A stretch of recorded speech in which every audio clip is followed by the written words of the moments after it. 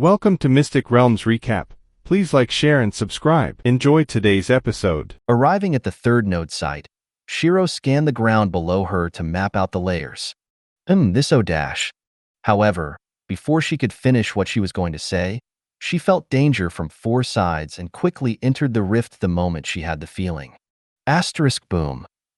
For separate attacks missed as they frowned. Where did she go? One of them asked. Keep an eye out.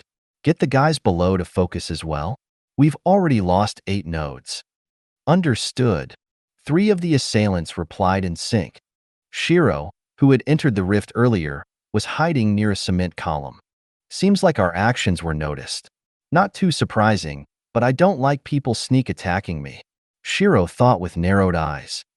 Style Phantom Arts, first Phantom plus second Phantom. Her body flickered to the closest grunt who was near her. Dragging him by the collar of his shirt, Shiro maneuvered her body nimbly around his that it almost made her seem like a snake. Crack, crack, crack, crack. Dislocating all of his joints, she slit his throat without much hassle. Boom. A fireball suddenly hit her spot as Shiro just barely managed to enter the rift once more to dodge. Ruthless. Shiro clicked her tongue. If she had been any slower, at least an arm would have been blown off. Frowning slightly, she knew she had to take care of the leader of the group first. He had the best reaction and was also the one who had fired the fireball. Leaving the rift while in cover, she peeked out slightly. Her eyes widened when a fire spear was already about to strike her head. Style Phantom Arts, second Phantom plus Faded Snow Movement. Quickly bending her body back, Shiro gritted her teeth, feeling the heat of the spear that narrowly missed her head. Since she was a snow girl, she had a 25% vulnerability to fire damage. Seeing her HP drop rapidly, Shiro slammed her palms into the ground. KRRR. Ice expanded out at an outrageous pace, covering the area and turning it into an icy tundra. The captain frowned, seeing her almost instantaneous reactions. Tisk, troublesome. He scowled.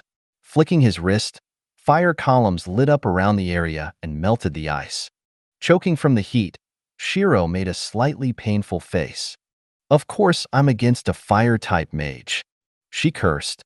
Breathing out cold mist, Shiro surrounded herself in ice to relieve the heat. With my 25% vulnerability to fire, I need to deal with the surroundings first. Blizzard it is, she muttered. Clasping her hands, Shiro opened them to reveal a small orb of neon blue light. Pinching the light with her right hand, she made 3 more orbs of light. Now. Style Phantom Art, first Phantom plus second Phantom. Jumping up, she twisted her body and threw the 4 orbs in 4 different directions. Boom. Blizzard appeared near each of the fire columns as it fought for dominance. Futile actions. The captain scoffed before snapping his fingers. The fire columns morphed into fire giants and wrestled the blizzards before destroying them. Shiro frowned as she decided to give it one more try. If I don't kill him this time, I'll retreat. Shiro thought as she wasn't too bothered about the fact that she needed to run away if things didn't turn out well. She wasn't a headstrong idiot who'll charge into a battle she couldn't win whilst also having the option of running away. If running away wasn't an option, only then would she fight it out. Making a magic circle, Shiro suppressed the pain she was feeling inside her body. She gritted her teeth whilst cursing at the one who destroyed her broken links. I don't know who this body belonged to, but you can bet that I'll skewer the killer. They broke the links and I'll break something else in return. Shiro cursed in her mind whilst resisting the pain to activate her elemental armor. Crystal ice armor formed on her arms, legs, shoulders, and head. Seeing her MP drop down rapidly, Shiro got to work. Jumping out of her cover, she saw the captain being surrounded by the remaining 2 grunts. 3. This might be pushing it a little, Shiro thought. Twisting her body, she dodged 2 attacks whilst lashing the spiked chains at the 3. Dang. The 2 grunts activated their elemental armor as well and blocked the chains. While it wasn't true elemental armor like what Helion has, it was still a pain to fight again. However, Shiro had already taken this into account since she wanted them to block her attack. Making an ice spear, She controlled it to shoot towards the captain. Grabbing the spear effortlessly, the captain looked at Shiro with disdain. BZZZ. Before he could speak, lightning erupted out of the spear. He frowned when he felt the numbness. Die. Boom. A sudden beam of energy covered Shiro's vision as she entered into the rift in a state of panic. She had felt the danger but was barely able to react when she saw the attack. What the F***CK was that? She cursed out loud. Retreating roughly 10 meters away from the area, she exited only to see 3 pairs of legs without an upper torso. Huh. Shiro muttered out in surprise. You looked like you were having a bit of trouble, little Snow. Thought I might help out a little. Nantion smiled whilst appearing behind her. Shiro frowned as this meant that she lost out of 3 potential kills along with a potential level up. She turned off her elemental armor before pulling out her phone. I had it under control. But why did it seem like he was about to unload a face full of fire bullets at you? Nantion raised an eyebrow, seeing her stubbornness of not wanting help. Look at their location. Shiro rolled her eyes and gestured at the 3 pairs of legs. Looking over, Nantion saw 3 ice spikes locked and ready to shoot upwards. Their guard was focused in front of them. I could have escaped their attack while the ice skewered them. They had their elemental armors. How are you so sure that it'll even work? Does it look like the elemental armor had an ass plate? You think their ass cheeks would be tensed whilst they defended in front of them? Shiro shrugged. Nantion only chuckled slightly at her logic. It was indeed correct since no one clenches their rear whilst fighting. It would limit their leg movement. So, her logic of redirecting their focus of abuse, this natural weak point, was indeed a prime strategy that will work. There are 5 layers, tens of level 50s guarding each layer. Shiro typed out her findings from before. All right, stand back. Time to show you what your future sect master can do. Nantion smiled and walked over to Shiro. Mana gathered into his palms instantly as a concentrated ball of energy could be seen. As much as she found the stalker annoying, she had to give praise to his control over mana. Condensing the mana until it was as small as a green pea, Nantion let go of the ball and watched it drop onto the floor. *CT. Before the ball even made contact with the floor started to evaporate. The ball of condensed mana released a pulse of energy at each layer of the underground base, evaporating everyone that was there. Watching this happen, Shiro widened her eyes as new possibilities surfaced in her mind. What if I added one of these condensed mana balls on the tips of the spears? Even if they had protection, the moment the ball exploded inside of them, they'll be long gone. This will work even for bosses. Shiro thought with some excitement. I am not going to put one of these on the tip of your ice spear if that's what you're wondering, Nantion said, seeing her excitement. Close but no sugar. I wasn't thinking of letting you do it for me. It'll take the joy out of it. Joy, huh? So, you don't just pierce them because it's a great weak point? Nantion asking with a raised eyebrow along with hidden fears. I mean, it's a good weak point, don't get me wrong. But life is about enjoying things no matter what you do. If I didn't enjoy fighting, I wouldn't be fighting. If I didn't enjoy piercing their asses, I wouldn't be piercing their asses. I wish you good luck, and don't provoke her. Nantion prayed for the Winter's Grace disciples. How did this joy even come about? Nantion asked with slightly conflicted feelings. Not for you to know. Shiro shut him down immediately. In truth, after the hero had handed her the scientists that experimented on her, she had paid them back for everything they did to her, and she never expected the feeling of seeing their faces wretched with pain and tears after being probed would be so invigorating, especially when they pleaded for her to just kill them normally. Her sadistic heart told her to ignore them and continue with what she was doing. A push here, a twist there, and before she knew it, they were already dead. Good times. Shiro smiled. Every fiber of my being just told me to not ask about what you just thought, so I won't. Would you like to destroy the node, or shall I? Nantion asked whilst feeling a slight shiver running down his spine. You can do it. I'll start pinpointing the next node. Shiro typed out. Nodding his head, Nantion hopped down the hole that the condensed mana ball made whilst Shiro parkoured up some buildings. Looking at the light that was still shining so brightly and instead seemed to get brighter, Shiro had an ominous feeling rise up in her heart. A totem ritual shouldn't react like that, she thought with narrowed eyes. Making a short run up, Shiro jumped over the gap between two skyscrapers. During this, she decided to look downwards and saw people being evacuated with surprisingly good efficiency. Seems like he was right about the fact that the governor was prepared, Shiro thought. However, her thoughts drifted back to Lyrica and Madison. Crap, I've never told them where I was. Opening her text messages, which she made silent, in case the noise warns her enemies, she saw over 100 messages sent from Lyrica. Shiro, sorry, I was in a dungeon before. Evacuate with everyone else. I'll come find you later. Lyrica, oh thank God you replied. I was so worried. Where are you right now? Shiro, not too sure. Don't worry. Just focus on evacuating first. Lyrica, all right. See you soon. Shiro, see ya. Putting away her phone, Shiro arrived at the final node. Is this the final place? Nantian asked, appearing next to her. Yeah. Once we destroy this node, the ritual should stop. But why is the light becoming stronger? Indeed. This is rather unusual. Nantian muttered, narrowing his eyes at the light. Let's destroy the final node and see what happens then, he suggested. All right, let's smash through it quickly. Shiro accepted his suggestion. Stepping back slightly, she ran to the ledge of the building and jumped towards the node site. Understanding what she wanted, Nantian followed behind her.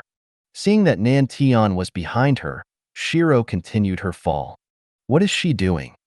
Nantian thought, seeing that Shiro made no action to readjust herself. Entering the rift just before she hit the ground, Shiro phased through it without a problem. Surprised, Nantian quickly flicked his wrist as the ground crumbled, allowing him safe passage. She can go through walls now? He thought with surprise.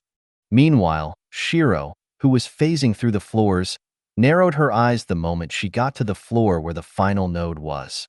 Exiting the rift, her eyes instantly scanned the area for the location of the enemies. Time seemed to move at a slow pace as she locked onto the closest target.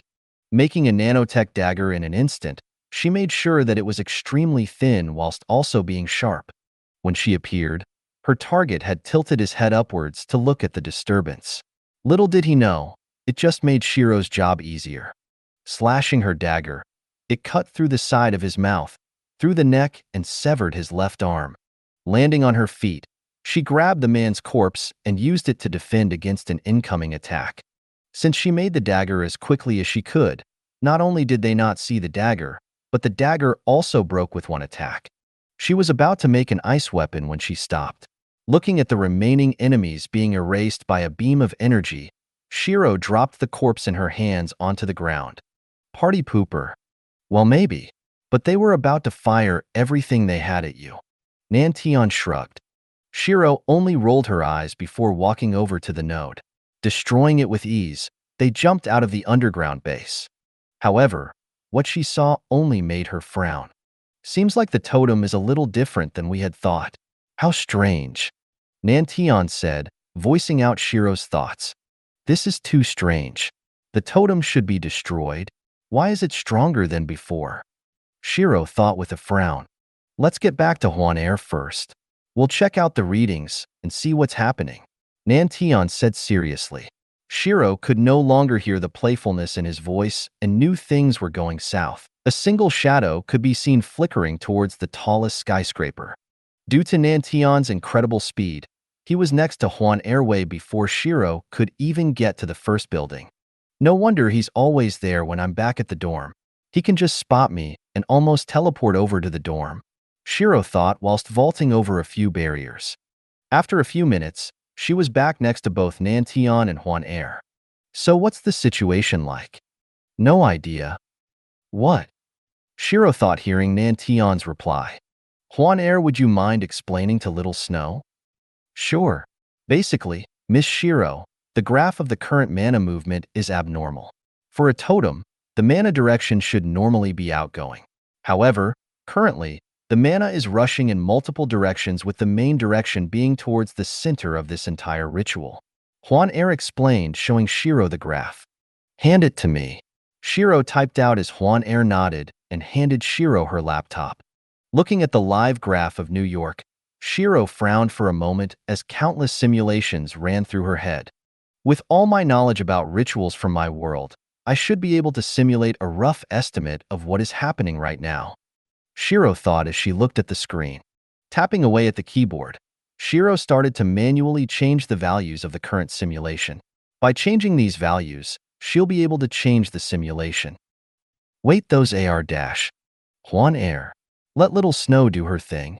Nantion cut her off with a finger over where his mouth would be. Biting her lower lip in frustration, Hwan Air redirected her injustice at Shiro. Stare all you want. I ain't turning around, Shiro thought whilst correcting all of the values. The new values she was imputing right now were basic theories about rituals she still remembered from her old world. While it wasn't an in-depth theory, it was worth a shot to see if it could work. Not to mention, Shiro had long prepared a few excuses to explain where she got all of this information. Asterisk tap. Pressing enter on the keyboard, the graph started to change. Reading the graph, Shiro's complexion worsened. Ah shit, she muttered without realizing. Good news and bad news. Which on first? Shiro asked. Nantion thought for a moment as he looked at her serious face. Good news first. Good news is that I know exactly what is going on. Ho? Do explain. Nantion gestured. No. Now the bad news. Huh. Nantion was taken aback reading this. Just kidding. Shiro grinned. Smiling wearily at her shenanigans, Nantion waited patiently. This only caused Hwan Air to furrow her brows in annoyance. Bitch. She cursed mentally. Basically, what's happening is that the nodes where the foundations of this ritual were tampered with. The B** stars who set this up made it so that the nodes were restrictors instead. They were disguised to act as the foundation, and the moment we broke the nodes, the residue mana became the activation switches. With all 10 activated/destroyed, we manually started the ritual. Shiro smiled tiredly. Seems like not even the defending grunts knew this. To fool one's enemy, one must fool their allies first. She shrugged. And that's the good news? What's the bad news? Nantion asked. We can no longer stop this ritual. We pushed it past the activation threshold. Whatever it wants to attract/summon here can no longer be stopped. Shiro shook her head. And you think that I can't do anything even though it's been activated? Oh, I think you can. But only if it wasn't for this ritual. Unfortunately for both me and you, our mana signatures were registered into the ritual. Now, if we attack or use mana at the ritual or the things it summons, we'll only empower it. That's right, not destroy. EMPOWER. We can't do shit in this case, almighty Nantion. Shiro sighed and stood up. With nothing she could do, she could only go along with the evacuation. It was unfortunate that their good intention of ending this ritual only served to take the biggest support out of this predicament. Without Nantion helping to end the ritual, they had to give up on the city. Clenching his fist, Nantion frowned. Seems like Black Monarchy was prepared, he said with a low voice. His eyes were cold as he looked back at the light in the sky. Seeing the light grow stronger every passing second, Nantion's frustration grew with the fact that he can't help. Shaking his head, he sighed out tiredly. Don't worry about it too much. You can't resolve everything in this world. Just retreat with everyone else in this city. We can only leave this to everyone else. Who knows, they might be able to drive back whatever is coming by themselves. Shiro typed out, seeing Nantion's frustration. Amen. Indeed. But is this really the case? Where did you get this information and how are you so sure of it? He asked. Simple. With a little knowledge on how ritual works, not just totem but the other rituals as well, I can construct a simulation to estimate how the ritual would activate. As for where I got this information, let's just say it's there. And you can guess why. Shiro typed out as she gestured at her head. So the previous host of the body knew this information.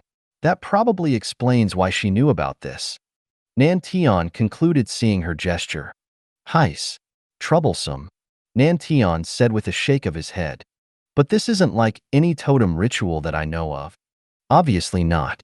While incomplete, whoever made this ritual seemed to be experimenting rather than aiming for this city. They wanted to see how the ritual worked with the new theory and observe the outcome. An experiment, you say? So, this is an incomplete ritual in development? Yeah. Now, if you don't mind me, I'm going back to my friends. Also, feel free not to stalk me. Shiro typed out as her body flickered off the roof. Huan Air. Yes? Send a message for me to the elders. The Black Monarchy must have gotten their hands on a talented individual. They've developed a new type of ritual where the nodes act like switches instead. There is no information on how to deactivate the ritual without breaking the nodes. Just know that the higher level members must not destroy the nodes, as you will no longer be able to help during the eradication of whatever the totem attracts. Nantion said seriously. Hashtag, hashtag, hashtag.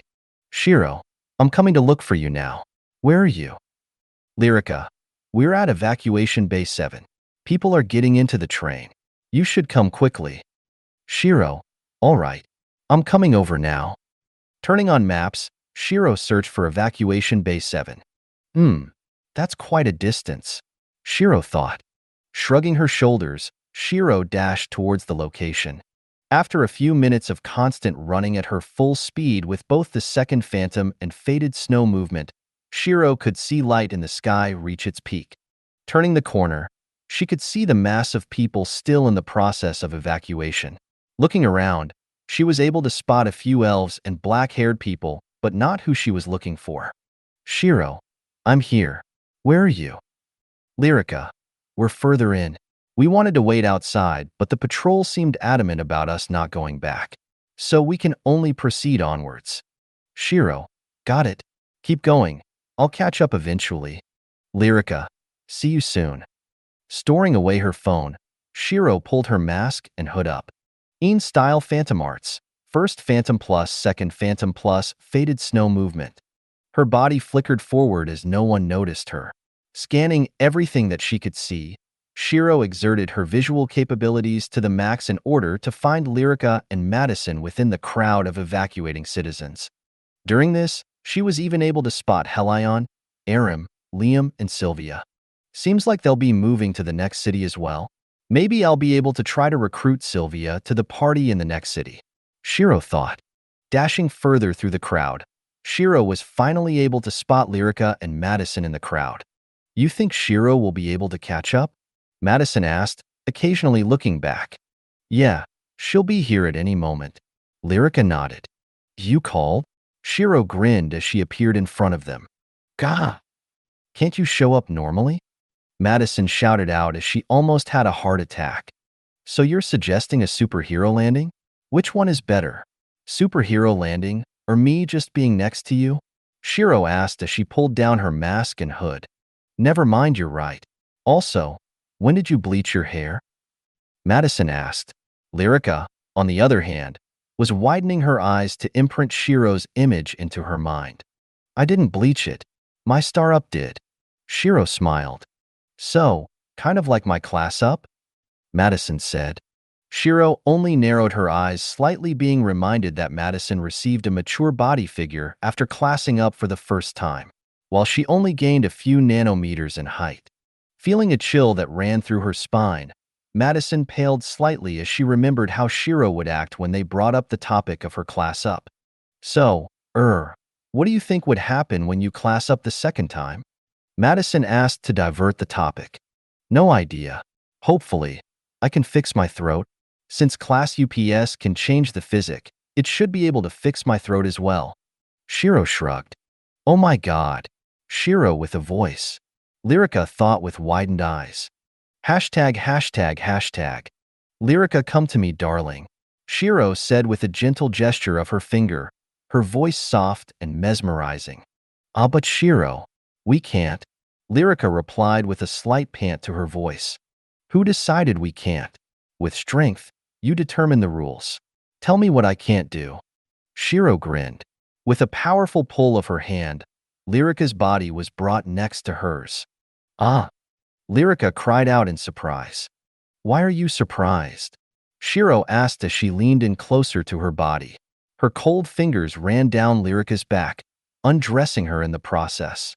Let me loosen up a little too, Shiro said slowly as she too undressed. Hashtag hashtag hashtag. Asterisk drip drip drip. Ah, Imma die. I'm going to die of happiness. Lyrica muttered weakly as her face was entirely red. Blood dripped from her nose even though she tried to block it. Lyrica? Lyrica. Hang on. I know the image is shocking, but not yet. Wait until you're in a room. Madison cried out as she caught Lyrica before she fell. Maddie, it's too much, Lyrica said, trying to stop her nosebleed. Just hold it back. Just a little while longer.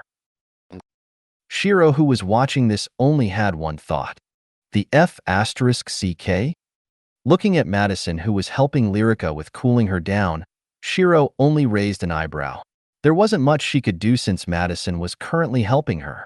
Plus, she had the instinctive feeling that if she went over now, it would only make matters worse. Waiting a few moments, Shiro saw that Lyrica had recovered. You feeling okay now? Yeah, I'm fine.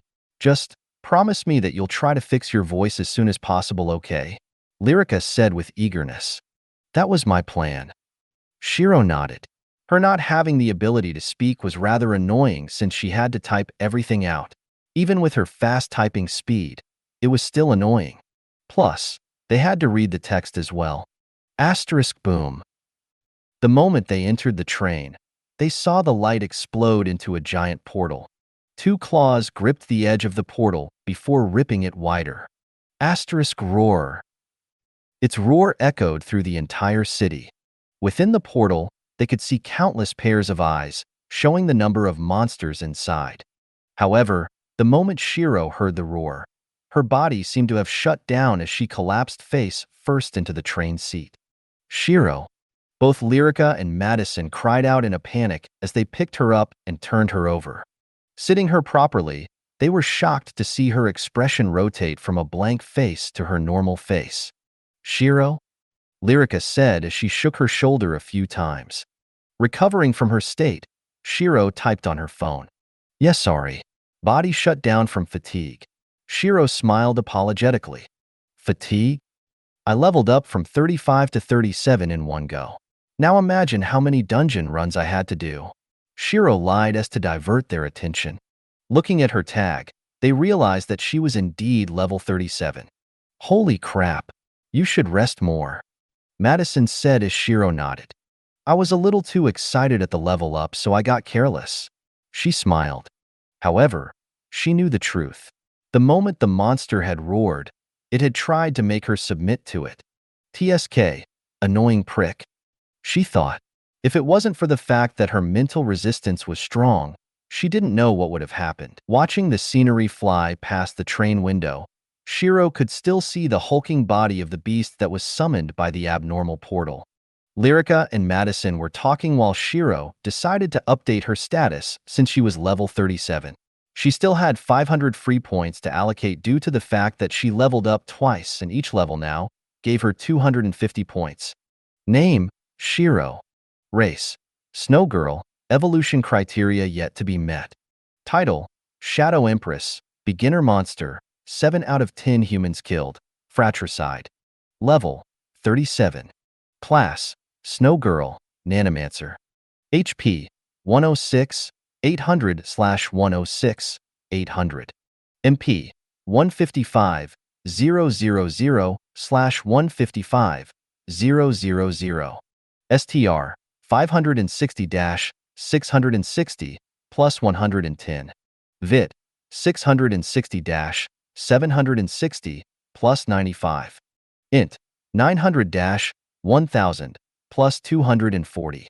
AGI, 630-730 plus 120. DEX, 650-750 plus 70. Def, 300 plus 100. Equals title bonus. Unassigned points, 500-0. Attunements. Ice Tier 2. Lightning Tier 1. Metal Tier 0. Shadow Tier 0. Balance 23, 149 USD. Equipment, tap to display. Skills, Snow Girl. Tier 2 Ice Magic, passive regeneration, blessed by ice. Snow Magic, faded snow movement, cold aura, icy touch, icy breath. Ice field affinity. Nanomancer, dagger creation, nanotech engineering tier 1, sword creation, bow creation, heavy weapon creation, shield creation, armor creation. Other, minimap, inspection, disguise, mana barrier. Shared skills, shadow buff, tier 1, ice chain, tier 1, shadow cloak, tier 1, shadow talon, tier 1, rift walker, tier 1. Seeing her MP hit 155k exactly, Shiro couldn't help but smile in satisfaction. With my MP increasing in value, I should be able to use my Nanomancer class more freely. But that only goes for my cold weapons. With firearms, each bullet would cost MP to make, so the cost would be huge. Adding on the fact that my links are broken, I shouldn't use my firearms often unless I am sure it will kill the boss. Shiro thought to herself. Since Helion, Sylvia, Aram, and Liam were all in different evac trains, Shiro didn't bother seeking them out.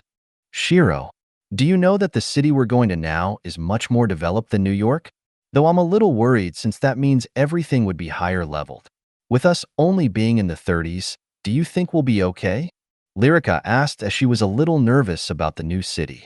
With her spending most of her time in New York, branching out to the outside world was a little nerve-wracking, especially since she wasn't prepared as she had hoped.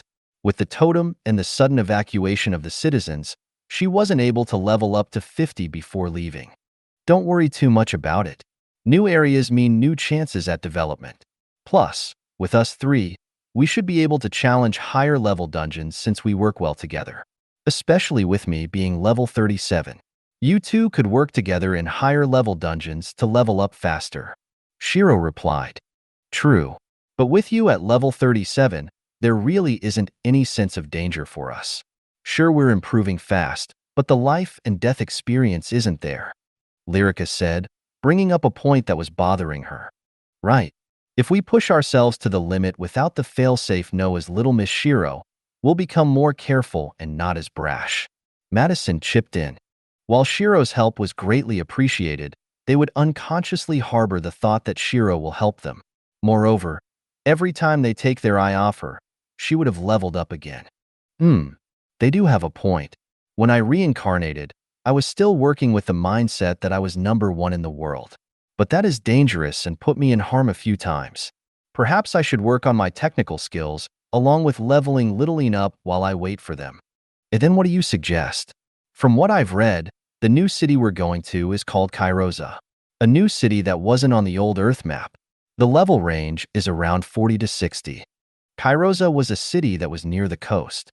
Situated to the northeast of New York, its main industry revolved around dungeons, seafood, and tourism due to the fact that it's near the coast.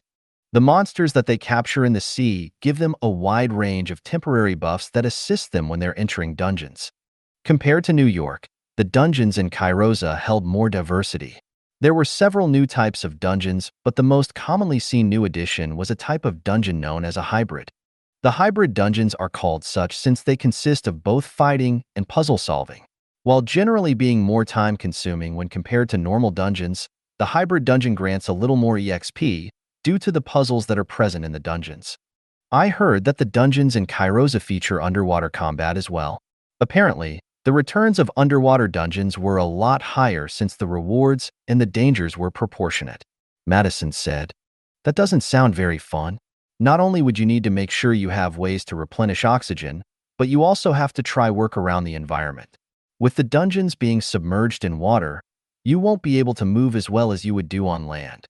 Another thing to note down is that certain skills would lose effectiveness. Lyrica, skills like the Burning Lotus wouldn't work underwater. Shiro shook her head. Naturally, since it's underwater, Shiro's ice magic will act as a double-edged sword. If she wasn't careful with her passives, she could very well freeze into an ice cube due to her ice touch and ice aura passive. I know. So my plan for Kairosa is mainly to do a few high-level dungeons with Maddie till we're level 35, or something along those lines. Right. Lyrica said, turning to Madison. Yeah, we're going to try catch up to you in terms of levels if we can. I'll mainly be helping Littleine level up to our level so she can help out more in dungeons. Shiro typed whilst tapping Yin's head. However, our first course of action is to find a place to stay for now. We can try go to a hotel, but you need to remember that the cost would be much higher since higher level adventurers earn a lot more than we do. Maybe we can rent a flat or something similar? Lyrica suggested. A flat would be good, but don't we need to sign a bunch of papers and contracts for a flat? Even if it's just for a few days. Madison reminded. You're right. Lyrica, I think all of you are forgetting something here. What? The current estimated population of New York is around 10 or so million. With this many people, do you think there are enough rooms in Kairosa to accommodate everyone that evacuated the city? I think the most likely outcome would be a huge camping site for everyone who evacuated. Right now, we're essentially refugees. Hell, I think we'll be lucky if we can share a tent with just us 3. If we're not, we could be sharing tents with 7 other people that we don't know. Shiro replied, analyzing the current situation. 7? Lyrica replied, feeling a little nervous. With everyone bunched up together in a small tent, there will be moments where they might nudge into each other. While it can be good news for her since she could have an excuse to be close to Shiro, it also meant that other people would be able to as well. Well, I suppose we can always go camp by ourselves. That means we'll have to buy our own camping sets along with a means of getting food. The cheapest option would be to cook for ourselves. Both Lyrica and Madison looked at each other before looking back at Shiro. Do you know how to cook? Madison asked. I do, but it has been a long time since I last cooked and I think I may have lost my touch. Shiro replied honestly. Cooking was one of the must-have skills for an adventurer. Out in the wild, they have to be able to cook for themselves in order to survive. However, due to the fact that her physique has now been changed into that of a snow girl's, she ate mana stones to survive and never had the need to cook again. When she cooked, she would adjust the taste while she cooked. Without being able to taste the food meant that she couldn't do these adjustments. Well, that's good because both me and Lyrica don't know how to cook. Madison smiled wearily. When they needed to eat, they would normally use the money they earned in the dungeon at the school cafe or buy something from outside. Rarely would they actually cook for themselves. You should really learn how to cook. We know, but it's just hard, you know, Madison said, rubbing the back of her head. I would teach, but I'm not confident of my cooking after so long. Shiro sighed. Don't worry about it. Just having someone being able to cook will help us a lot more since we'll be paying less money in terms of the food cost. Lyrica smiled. True, but then, we'll need to buy cooking essentials such as a pan. So I do think that camping with everyone else would be a good idea. Not only would the government provide us with food, but we won't need to bother ourselves with buying everything on short notice. But honestly, the choice is yours.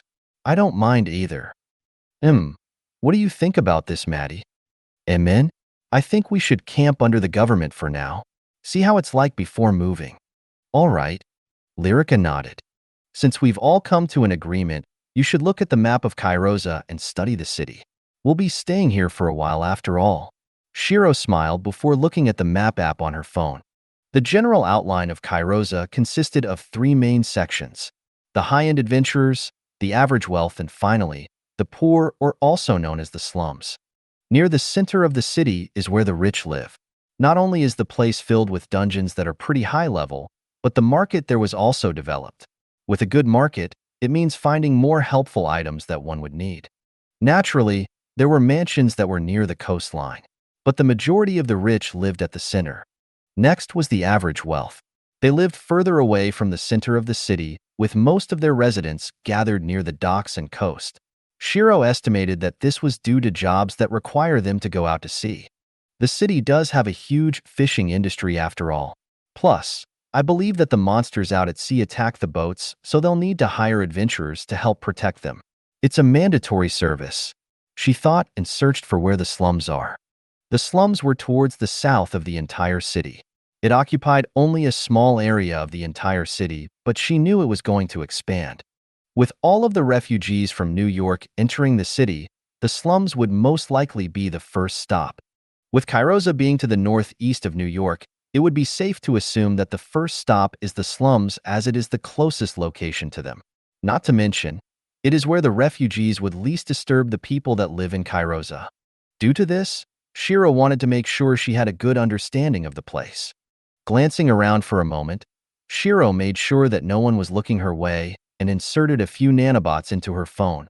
She waited for a moment as she hacked all the cameras that were near the slums.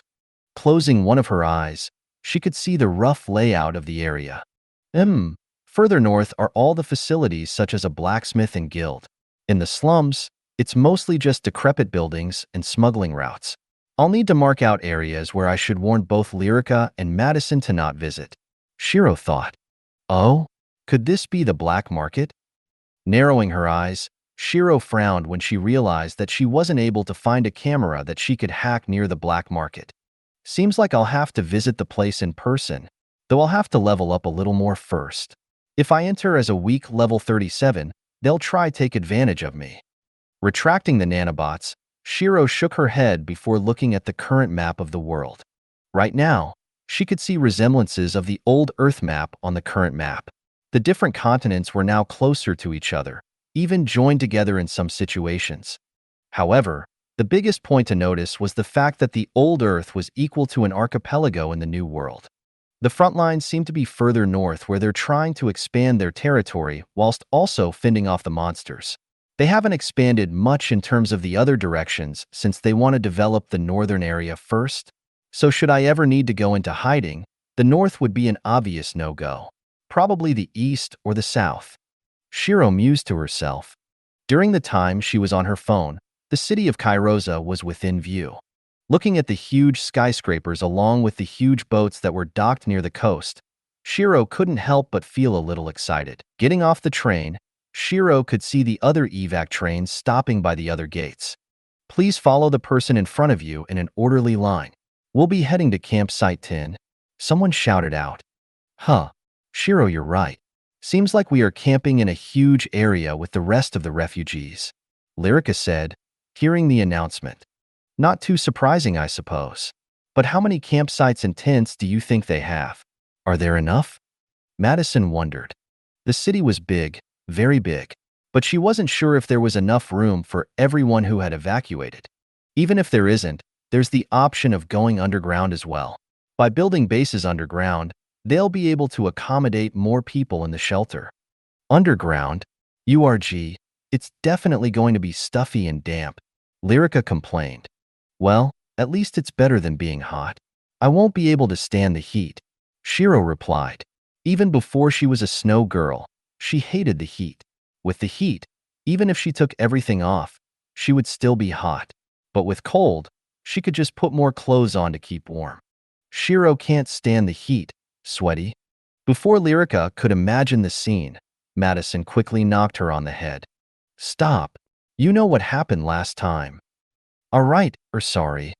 Lyrica blushed. Shaking her head at their shenanigans, Shiro had a small smile on her lips. Following the crowd, they exited the station. Wow, Madison muttered out unconsciously. The city was much more grandiose than they had expected. Tall buildings that had sleek designs, making them look like they were brand new. The clear skies and birds that flew around. Just by looking at the architecture, they could see the city being more advanced than New York. Traveling to the campsite 10, Lyrica couldn't help but notice the varying gazes of pity, sympathy, disdain, annoyance, and curiosity. First time feeling those kinds of looks? Shiro asked, seeing Lyrica's expression. Yeah, it just feels a little uncomfortable, I think. Lyrica replied, not being able to describe the exact feeling she felt. Don't worry too much. You'll get used to it eventually. You feel them often? All day, every day. Shiro shrugged. The gazes were tame compared to what she felt in her previous life, so they didn't affect her too much. Every day? Lyrica was shocked. Her heart ached thinking about the kind of experiences Shiro had to go through. This only became worse when she remembered that Shiro was only around her early teens. She must have been much younger when she felt these stares. Amen. Shiro was surprised feeling Lyrica hug her out of nowhere. It must have been hard. she muttered whilst hugging Shiro. Ah, so she thinks the stairs hurt me since I am in a kid's body right now? Shiro thought with a weary smile. Even though she was an adult when she felt these stares, Lyrica's concern was still rather heartwarming. Well, about as warm as the heart of a snow girl can get. Omicron Betas. Madison only watched with a happy smile. Patting Shiro's head, Lyrica continued to hug Shiro.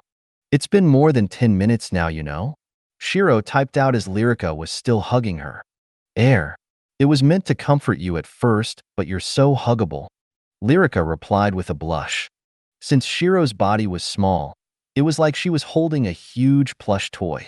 Plus, it was Shiro, so that scored extra points with Lyrica. Huggable? Basically, she likes to hug you a lot, Madison said. Is that so? Shiro muttered even though they couldn't hear her. Shrugging her shoulders, Shiro decided to indulge Lyrica for the time being. Walking through to the slums in an organized fashion, a huge clearing with hundreds upon hundreds of tents could be seen. Most of the tents could fit roughly 10 people if they only put sleeping bags inside the tents. Ah, so we actually have to share tents with other people? Lyrica muttered with slight despair. The experience of having to share the company of Shiro with strangers wasn't something Lyrica was willing to feel. Do you think we can camp out while coming here to get some food? Lyrica asked. Perhaps, but it depends on how they plan to distribute the tents along with the food. What do you think they plan to do? Madison asked. No idea. We'll have to see what they planned. Shiro replied. All right, now that we're here, please queue up and receive a number for the tent that you'll be staying in. Males will stay with males and females will stay with females. Only when you request to be put with the opposite sex would it be considered. Naturally, if there are no other options, you will also be put together. The staff shouted. Shuffling around, they started to queue up to receive their numbers. When it was finally their turn, Lyrica spoke up for the three of them. Us three want to stay in a tent with the same sex. May I have your IDs, please? The staff said professionally. Receiving the ID cards, he was a little surprised to see that Shiro was only around 13 years of age. However, he continued with the registration as he had a lot more refugees to register. Food will be provided during the time you are seeking shelter in Kairosa. The time for food are strict with 3 meals a day. Miss one, and you'll have to wait for the next period where food is served. If you are unsatisfied, you are welcome to buy food yourself, but do understand that prices here may be higher than normal. The estimated time for when New York is released from the monsters is estimated to be around a month. So please bear with it for now. As for the Adventurers Guild, it isn't too far from here. You should be able to find it by asking the locals or checking on the map. If there are any other inquiries, feel free to ask them now.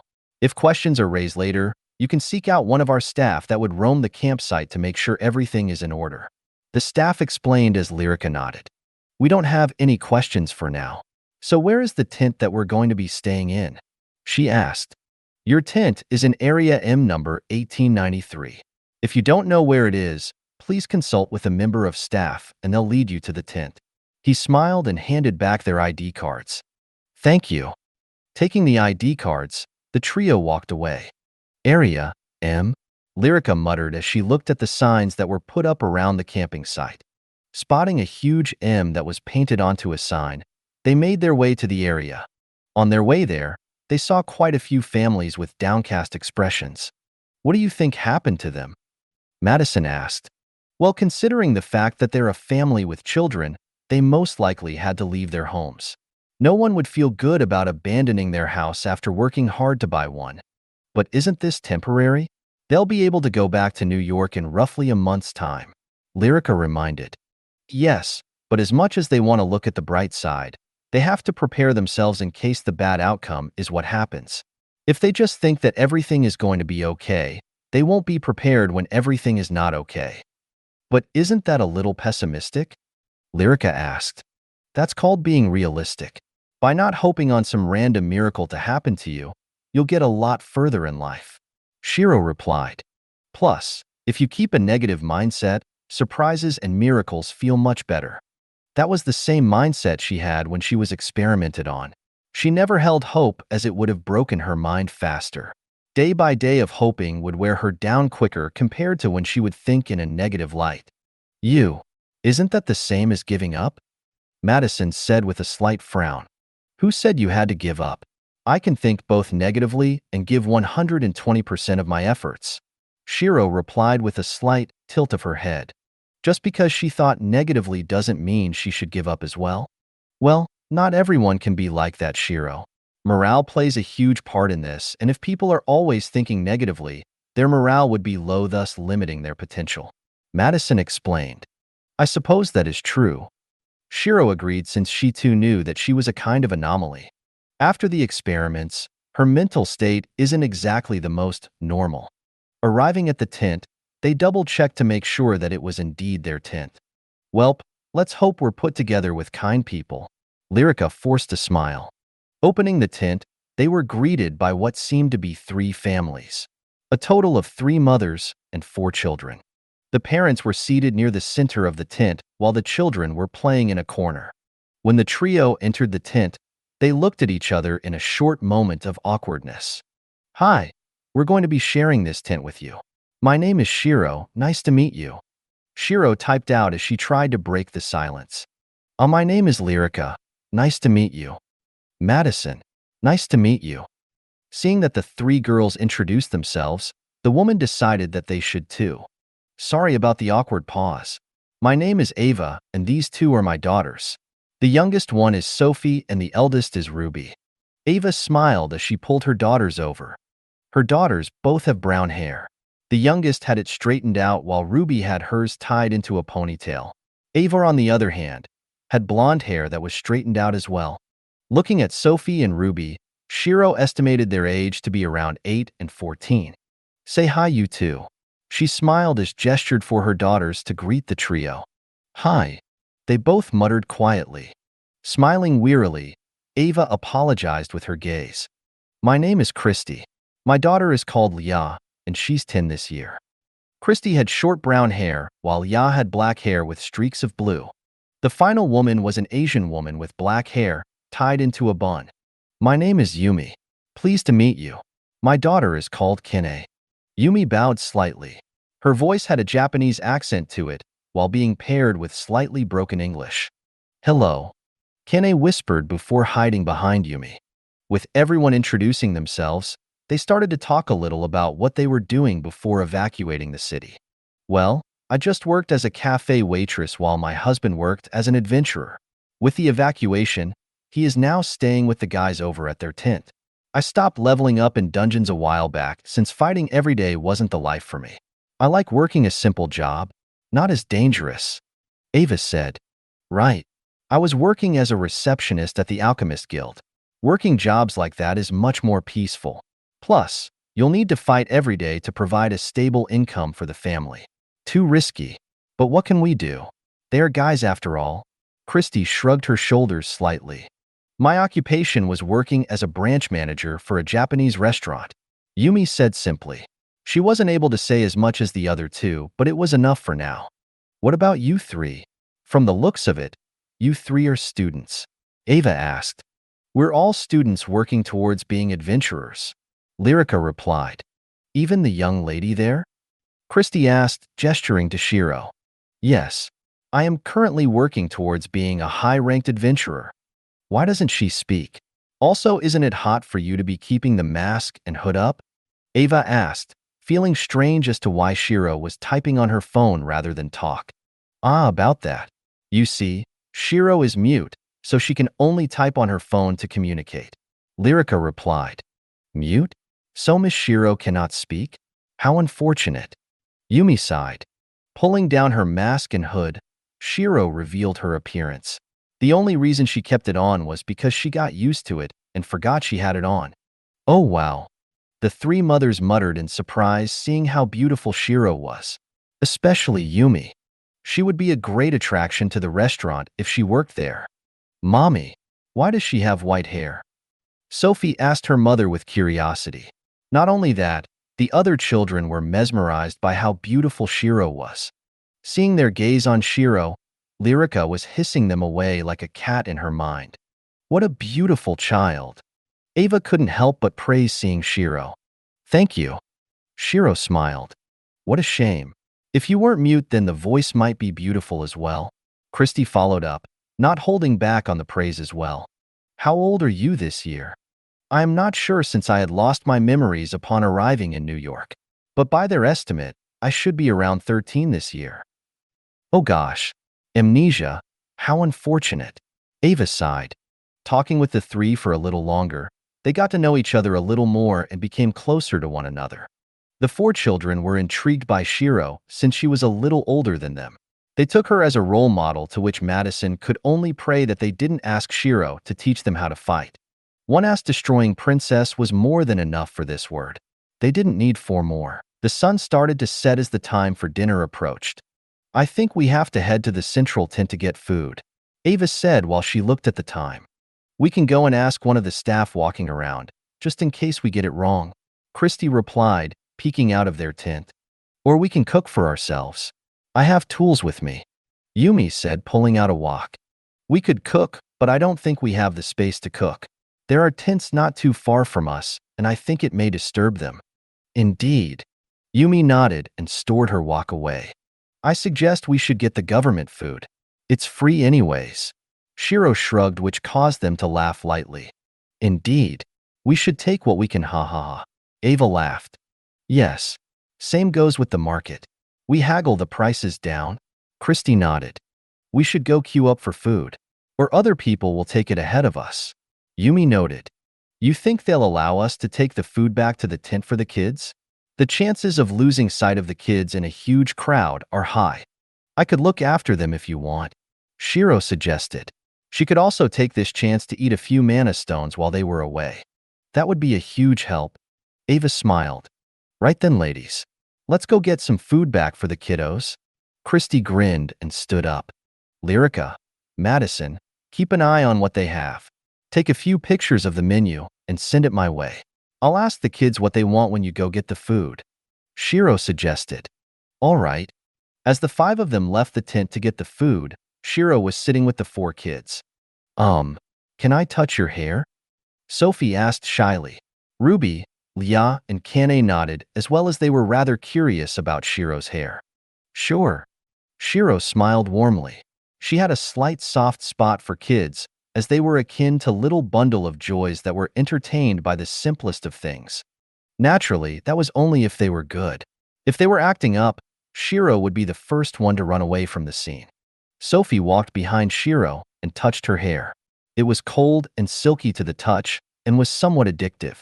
Following Sophie, Lia and Kane also touched it. Feeling the duo touch her hair, Shiro smiled and chuckled lightly. Shirone, what do you do as an adventurer?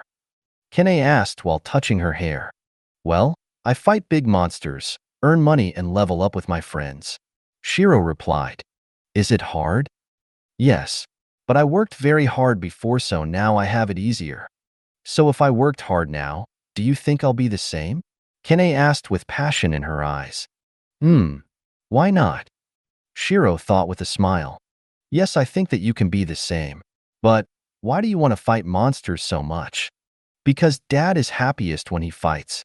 I want to be happy like Dad. Kane smiled. You aren't afraid that it's dangerous? Shiro asked, finding Kane quite amusing. Dad always says that without danger, there is no progression. Kane replied. Correct. I must say, your English is very good. How old were you again? I'm 10. My English is good because I was born in New York. My mom wasn't born here, so her English isn't as good. I had to help my mom out sometimes as well, Kane said, feeling proud of herself. Clever girl. Shiro patted Kane's head as the other kids started to envy Kane a little. Shiro gave them a feeling of an older sister that they could look up to and play together. However, Ruby was an exception even though she was a year older than Shiro. She gave them a feeling of a cool, quiet older sister feeling, while Shiro was the friendly type. Can you play with us outside? Lia asked with expectations in her eyes. This reminds me a little of what I used to do back in my village when I was a kid, Shiro thought as she remembered that she used to play with the other kids quite often. Sure, why not? But we can't go too far away from the tent. Otherwise, your parents will get worried when they come back and not see you. We'll only play outside the tent, okay? Shiro asked with a smile. Okay. The duo replied with clear excitement on their face. The two had wanted to relax and play for a while, but were a little scared due to the fact that everyone was being serious. However, with the addition of a friendly person like Shiro, they were able to finally have the time to relax. Ruby merely glanced over at the three before looking back at her phone. So Ruby is the type to be on her phone all the time rather than be active, Shiro thought before leaving the tent. So what shall we play? Let's play tag, Lia suggested. Tag? Basically, we have someone who's it, and they have to touch another player. The person who is touched becomes the it, and they try to touch someone else that isn't the person who touched them. Sophie explained. Well, this is a new game I haven't heard about, Shiro thought. The concept seemed pretty simple, but seeing as the three girls are quite excited, she guessed that the game should be pretty fun. So who's it? You. The girls laughed and ran away. Shiro chuckled slightly and decided to go easy on them. It wouldn't be fair otherwise, as not only was she a level 37 adventurer, but she was also a monster that had double stats on top of her martial arts. Jogging lightly, Shiro caught up to Lia pretty quickly. Ah! Lia cried out with a laugh and tried to run faster. Gently tapping Lia's head, Shiro smiled when she saw Lia giggle with joy. The trio ran after one another for a short while before turning their attention to Shiro. Get her! They laughed out. Grinning slightly, Shiro floated upwards. Not fair. Shirone, that's cheating. It's not cheating. It's called doing what I can to save myself. Shiro chuckled as she found teasing the three pretty fun as well, although she did want to go easy on them. Seeing their wronged faces were enough to offset the slight guilt of not going easy. Then teach us how to fly as well, Sophie said as the other two agreed. I can do this because of a skill I have. I can't teach this to you. The three pulled a sad face when faced with this truth. But there is a way for you to do this as well. You need to be good at studying and level up. When you are high enough level and can control your mana, you'll be able to make yourself float like I am. Shiro replied truthfully. Oh. The three had sparkles in their eyes as they looked towards Shiro with guidance. Shirone, can you teach us? Kane asked with a bright and excited smile. I can teach you a few basics, but the rest would be years of hard work along with training in dungeons, Shiro reminded. Mum always told me to win at the start line rather than during the race. If I can get advice now and make a head start for myself, I'll be better than people my age, Kane said, causing the other two to nod in agreement. Well, she's right. Knowing your basics early on is always good. Plus, this will help you defend yourself if you ever get bullied. Landing softly on the ground, Shiro started to think about a basic training plan for the girls. Since they were young, what she was going to give them is mostly to improve on their flexibility along with their core strength. With these two, they'll be able to form the most important foundations for a female fighter. First thing for you is to train up your core strength, or in other words, to train up your tummy. This is so that you can move your body better in the air while also being able to support your body when you're hanging off ledges or other objects. How do we train up our tummy? Do we eat more so that when we feel like it will burst, we stop and make our tummy get used to it? Lia asked. No, that's how you get fat. There are several ways to do this, and two of the easier ways for you are the horse stance and the L-sit. Horse stance. L-sit? The horse stance is where you would pretend you are sitting on a horse. Make sure your back is straight, your hands positioned tightly at the side of your body. Your legs must be wide apart to give you a good solid base. Shiro instructed as she demonstrated. Her back was straight while her posture was perfect. Watching her, the trio tried it but failed miserably. Their posture was wonky, backs weren't straight, and they tried to compensate for bad balance by leaning forwards. Shaking her head slightly, Shiro didn't mind since they were around the age of 10 and beginners were all like this. So hard. Lia panted as she didn't even last 15 seconds before falling back. In my opinion, the L-sit is a lot harder. What you do is support your body with just your two hands while you lift both your legs up and make an L shape with your body. Shiro typed out before demonstrating. Making two ice blocks, Shiro demonstrated once more. Naturally, Her posture was perfect, just like her horse stance. Making 6 ice blocks for the 3 kids to try as well. Shiro only laughed seeing Lia almost do a backflip due to the force she put into raising her legs. The sight of a 13-year-old training 3 other kids of almost similar height was rather comedic and brought a smile to those who were watching. "We're back." The 4 of them turned around as they heard a call. Seeing the 5 of them return with several containers, the 3 ran up to their mothers. "Shirone is training us to be strong like her. If we do it right, we can float?" Yeah. You should have seen it, Mom. We were playing tag, and she started to fly in the sky." "Ha ha ha, calm down. You can tell us over some food." Ava laughed and patted Sophie's head. "Shiro, you're training them?"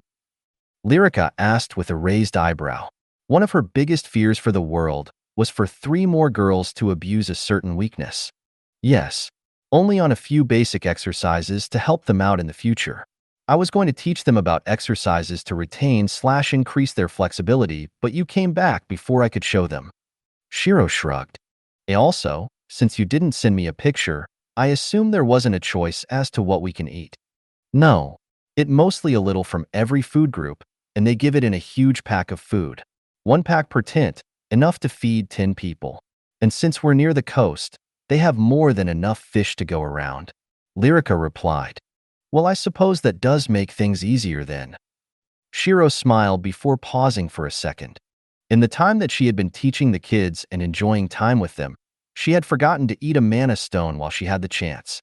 I should probably leave the tent when they're eating the food. An excuse like taking a breather should give me enough time to feed myself," Shiro thought.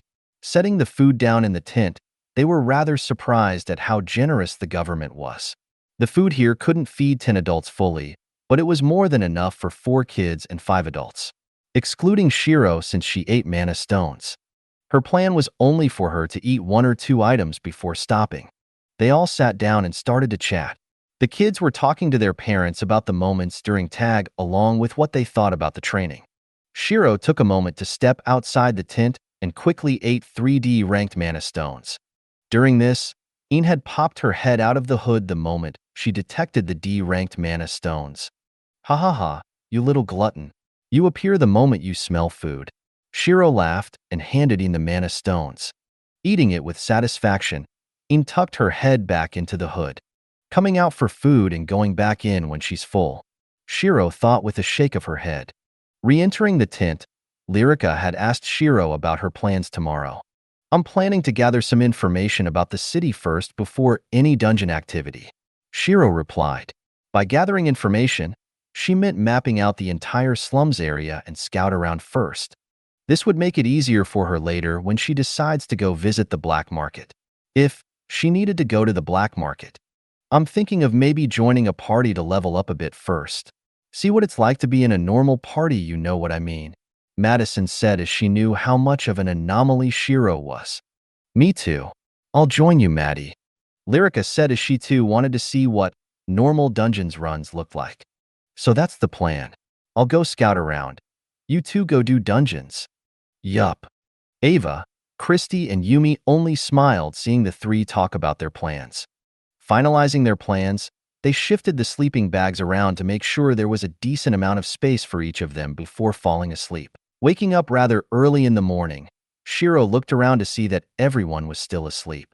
Seems like the kids don't mind the sleeping bags that much, Shiro thought as she knew how picky some kids could be with a different sleeping environment. Getting up quietly, Shiro looked at the time and saw that it was 6 a.m. Around sunrise. This should be a decent time to scout out the slums, Shiro thought. With the sunrise, there'll be more shadows for her to hide herself in. Pulling up her mask and hood, Shiro stepped out of the tent without waking them up. Looking around, she saw that she still had a few minutes until the sun started to become visible. She could already see slight hints of red in the distance. "I should try to get this over and done quickly." Style Phantom Arts, first Phantom plus second Phantom. Her body flickered out of the campsite as she made sure to avoid the staff that were patrolling the area. She didn't want to expose herself snooping around the slums after all. Even her tent mates only knew that she was going to scout for information. Nothing more, nothing less.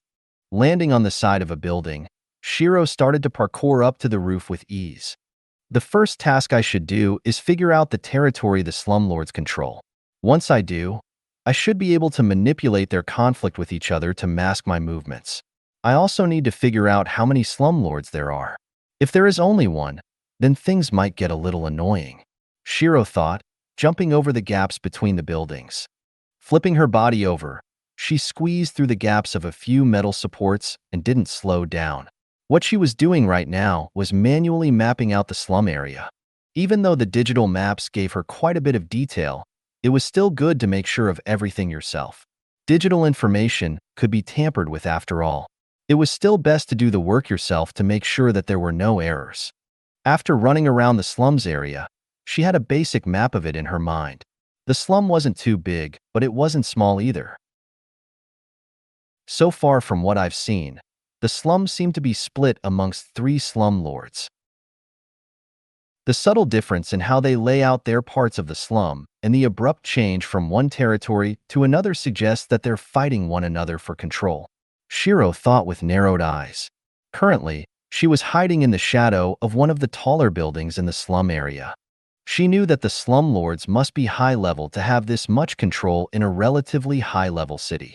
Plus, with the government not shutting down the slums either, it seems like they had a few complications. Wait, could it be that the reason the government located the refugees into the slums were to get the slums to act? If they did, they'll have a reason to act against the slums, Shiro thought, as it was strange for the government to place the refugees this close to the slums. If anything, outside of the city would also be fine, and yet, they were in the slums. But aren't they able to act against the slums for black market, smuggling routes, and the such? Shiro thought with narrowed eyes. There was something going on that wasn't right, and being used as bait wasn't something Shiro liked a whole lot. So the potential key points are that the refugees might be used as bait to draw out the slumlords. The slums potentially have something that stops the government from making a move on them and need a more obvious reason to start attacking the slums. And, for the slums to have this kind of power, they need to have high-leveled leaders along with a decent backer. The backer must either be within the government or have enough presence to push the government back. No reasonable city government would allow the slums of this kind of power to exist in their city. Naturally, she could think about this all she wanted, but there was no need since she had no intention to remove the slums. Especially since she could also think of a few good points to keep the slums. The slums can act as a fire behind the adventurers. They'll be pushed into the thought of wanting to be higher leveled. This, in turn, would boost the city's economy since with more high-leveled adventurers, the more income they'll get from the dungeons and out at sea. There are points for both good and bad, as with all things. But Shiro wanted to know the entire situation if possible. With that information, she would be able to plan her next actions around it and avoid whatever was happening if need be. Quickly suppressing her presence, Shiro made herself an earpiece to amplify the sounds when she saw a few individuals coming out of a building. What's the boss been doing lately? I've seen him wandering around quite often. Dunno. Something about a weapon to help us take down Icefang and Jade Shark. You mean we can finally take care of those fuckers? Yeah. So you got any ideas on what the new weapon is? We gotta need something big since their executives are all C-class adventurers. Don't ask me. Do you think I got the answers? The best I can guess is something similar to Arpike. Arpike? You're new, so you probably don't know. Arpike is a drug boss's friend made. It's very addictive and caused an outbreak in the slums a few years back. The authorities almost came at us because of it. Wait, I thought drugs don't affect us as much? But that shit is super concentrated. I'm guessing that if anyone lower than level 30 consumes it, they'll most likely die straight away. Oh my god. You serious? Yeah. How else are you going to make level 50s addicted to this shit? Damn. Don't think about it. What that shit does to people is fucking horrifying, man. Everyone who took it eventually killed themselves because they couldn't get another fix. Shiro frowned as she heard this. Arpike sounded like a drug she knew back in her old life. That drug had always been known by a code name, S250. That was because it was estimated that only those higher than level 250 could survive a small dosage. That was how potent the drug was. A single drop could have reduced a lush mountain to a poison one. Naturally, with such a potent drug, making it was just as hard. Just a small cup of the drug took over 20 years of constant efforts to make. Just a single thought of what the cup of the drug did made Shiro shiver slightly. The rest of their conversation didn't contain anything important as Shiro left the premises to scout out the other slumlords. After scouting out the entire area for almost half a day, Shiro had gained a rudimentary understanding of the slums. The three factions that are trying to take control of the entire slums are the Ice Fangs, Jade Sharks, and the Ivory Cobra. Ice Fangs have the best combat power. Jade Sharks have the most influence out of the three, and Ivory Cobra is the most dangerous. With their arsenal of poisons and drugs that circulates the markets, Ivory Cobra was the gang that the government wanted to take care of the most. However, even after all this scouting that she did, she still had no idea as to why the government didn't move.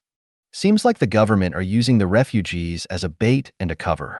Bait for the people in the slums to try attack and cover to trade with the slumlords. Shiro muttered whilst feeding her lunch. Eating a few mana stones herself, Shiro was going to scout out the only area she left out till now, the black market. Flipping over several barriers, Shiro swung herself onto a ledge. Right now, she was looking at the entrance of the black market. With two level 55 guards at either side of the door, Shiro narrowed her eyes. A person walked up to the guards and whispered something to them. The guards then nodded and allowed the man to enter the building. I can't use the sonic mapping, or else the C-ranked members would definitely be able to track it back to me. She thought as there wasn't any way for her to enter the black market. From what she could tell anyway. She could risk it and sneak in the black market, but it wasn't worth the trouble. Her main tasks were completed. Scout out the slum area and understand the hierarchy. Once she was far enough, she revealed herself and walked towards the main city of Kairosa. She was going to first update her adventurer's ID, then go to the lowest level dungeon they have and leveling up a little. Looking at the bustling streets of Kairosa, Shiro couldn't help but notice how busy it was compared to New York. Not to mention the fact that there were a lot more demi-humans from what she could see in the streets. Especially the cat people. Probably due to fish? Shiro thought to herself. However, that was a misconception as fish didn't make up the cat's main diet. In fact, it was better to feed cats other meats rather than fish. Arriving at the Adventurers Guild, Shiro wasn't surprised to see the building being much bigger than the one she saw in New York. There were a few unfriendly stares in the crowd since they guessed that she was a refugee. So an influx of unknown adventurers from other cities, they weren't pleased about them taking their bounties. Shaking her head slightly, Shiro walked into the guild and queued up at the reception. A woman rudely barged past her as there was clear intent to make things hard for Shiro. Shiro only frowned since she shouldn't make a scene. But it was also bad if she made it seem like she was a pushover. They'd get the idea that they could keep on pushing her aside. What to do? Shiro thought with narrowed eyes. Her opponent was a level 50 knight. While she could kill her with ease, that wasn't a viable option. If she was to fight her fairly, there was still a chance that the woman's status will overwhelm her. There was only one option for her. Pure killing intent. By directing pure killing intent towards the woman, she'll be able to single her out without offending the people around her. Pulling up her mask a little, Shiro narrowed her eyes at the woman. The temperature started to drop as her killing intent started to flow outwards, singling out the woman. The woman was about to continue to taunt Shiro when she suddenly felt a hulking aura crash down onto her. She was about to scream when the aura intensified, rendering her speechless. Her muscles tensed up in fear as sweat poured out from her body. Her mouth agape with paralyzing fear. Ice started to form around where she stood and Shiro knew she had to stop. Retracting her killing intent, Shiro thawed the ice while the woman collapsed on the floor as she tried to shuffle her body away from Shiro as quickly as possible.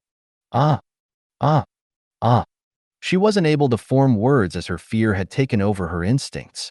Just looking at Shiro's cold, merciless eyes made her shake with dread. Scrambling on her feet, she ran away from Shiro with all of her might. Scoffing slightly, Shiro redirected her focus back to waiting in the queue. Naturally, most adventurers only found the situation odd while others didn't have a reason to act against Shiro since she didn't attack physically. From an outsider's perspective, it looked like the woman had just lost her mind and went crazy. The adventurers who were waiting for a good show was shocked seeing the grown woman run from the little girl like her life was in danger. The senior adventurers narrowed their eyes a little before ignoring it. It wasn't something they could be bothered to deal with. At best, it was like children fighting in a park. Once she was at the front of the desk, she was slightly surprised to see a catwoman as the receptionist. "Welcome, Naya. Is this your first time in Kairos, Naya?" she asked. While she was a beast woman, there were more human parts to her than beast. The only animalistic parts were cat ears, a tail, and 2 fangs. The rest of her was human. Seems like she is only 1/5 Catwoman, Shiro thought, looking at the receptionist in front of her. Her hair was colored a healthy red and reached her waist. The hair itself took a wilder appearance instead of being smooth. Her irises were yellow, and her overall physique leaned towards the small and nimble side. Her clothes, on the other hand, was just a simple officewoman's suit. And yet she is still bigger than me, Shiro thought whilst looking at the Catwoman's breast and height. Susie LVL 50 Catgirl. However, her stare didn't last too long as she knew it was rude to stare. "I wish to update my adventurer's ID card," Shiro typed out. "All right, Naya. Just give me a second, okay, Naya?" Susie smiled and took Shiro's ID card. I don't remember catgirls needing to say Naya at the end of their sentences, though, Shiro thought with confusion. Beast men had pretty much the same speech pattern as humans. "Do you catgirls have to say Naya at the end? Because I don't remember that being a race trait," Shiro asked. "We don't. I just like saying it." Susie smiled, dropping the Naya. Well, that was interesting, Shiro thought. During this, she happened to see an ad for the Kairos auction that caught her interest. The ad for the Kairos auction was pretty typical except for the fact that blue-grade weapons were more common compared to New York. With higher-level dungeons, better quality items would naturally appear. But what caught her attention the most was that the auction even featured a few purple-grade items. In the next auction, there were 3 purple-grade items to be won. A purple-grade bow, a purple-grade shield, and a purple-grade item set. However, there was one difference that surprised Shiro. The auction house allowed the winners to hire guards of different levels to assist them in protecting their items. With higher level guards, the more money they needed to pay. That'll make it a lot harder for people to steal the items, Shiro thought with a frown. She had wanted to try her luck with the purple grade bow and the shield if possible. Bow for her and shield for Madison. As for the item set, since they didn't reveal what it was, Shiro wasn't too interested. Since it's a new city, there may be a few decent items to be won in the auction, she thought, and decided to join the auction. The date of the auction was 2 days away, which wasn't too long for her. Updated Naya. I must say, you are one powerful 13-year-old Naya. Susie smiled as she handed Shiro's ID card back. Name, Shiro. Estimated age, 13. Class, Ice Mage. LVL, 37. Mages Association membership, VIP, New York branch. Priority rank, 9, New York branch. Thank you. Are you able to give me a guide on all the dungeons and raids in the city? Sure, Naya. These adventurers aren't the most hospitable with newcomers, especially since you guys evacuated from New York, Naya. They think you're going to take their bounties, Naya, haha. Susie laughed as she pulled out a pamphlet. Since you're level 37, Naya, I suggest you party up with people who are level 40 or more since the lowest dungeon here is level 40, Naya. Susie reminded. I know. Thank you. Shiro nodded before leaving the guild. She doesn't smell human. Maybe she's a demi like me? Susie thought to herself before continuing her job. Upon leaving the guild, Shiro already noticed a few unfriendly glares directed at her. Amongst these stares, she could even feel fear. Smiling slightly, Shiro narrowed her eyes before walking towards the auction house. While the auction wasn't going to start for another 2 days, she wanted to see what items they had for sale outside of auctions. Ringo. But before she did that, she felt like she should change her current outfit a little. Maybe I should go with a darker color scheme. A white robe jacket isn't exactly the stealthiest outfit, I can wear considering how much stealth I've been doing lately," she thought, while she enjoyed her current outfit a lot, which consisted of a white robe with a hood, white gloves, black shirt, short black jeans that stop at her thighs, white stockings, a pair of shoes with short wedges on the heels, and a black face mask. She also wanted to change her outfit a little. Having the same outfit does get boring every day. I wonder if I can get Aram to customize my outfit. It's either that, or I buy a new one made from monster cloth so it doesn't break, Shiro thought, since only the person who made the outfit is able to customize it. Arriving at the auction house, Shiro walked in before sitting herself at one of the tables and browsed the catalog. There was a larger assortment of blue equipment, along with some rare materials. These rare materials would help blacksmiths greatly when they try to make better weapons. However, none were suited for her or her friends. The skills that the weapons and armor have weren't too appealing either. She guessed that they were most likely preserved for the auction in 2 days' time. After all, they would most likely want the auction to have the best items. Maybe it's about time that I give Lyrica's dual-ended blade another upgrade, Shiro thought as she had more MP now. Last time, when she changed Lyrica's weapon, she only had a measly 6k MP. However, she now had 155k, which is around 25 times more than before. She could make a much more potent nanotech growth infuser. But since Shiro had already modified the dual-ended blades that Lyrica had, she couldn't modify it anymore. Especially since the first nanotech growth infuser was just a crap Mark I variant. Lucky for her though, she still kept the second dual-ended blade that Helion created during her first commission with him. Returning her focus to the catalog, Shiro lost interest quickly. She had tried her luck in most of the categories and couldn't find anything worthwhile. There was only one tab left, and that was live auction. Adventurers who wanted their items to be sold quickly would try their luck in the live auction. There had been a few stories regarding people managing to snatch themselves a good item for half the cost. Therefore, there will always be people who lurk in the live auction to snatch up the goods before other people discovered it. Browsing through the live auction, Shiro kept her disinterested gaze on the catalog. Useless, useless, don't want, trash, too expensive, not for mages, she thought to herself whilst browsing through the pages. However, her fingers stopped the moment she saw the item on the second to last page. Not many had bid for this item as they believed the item to be priced too highly.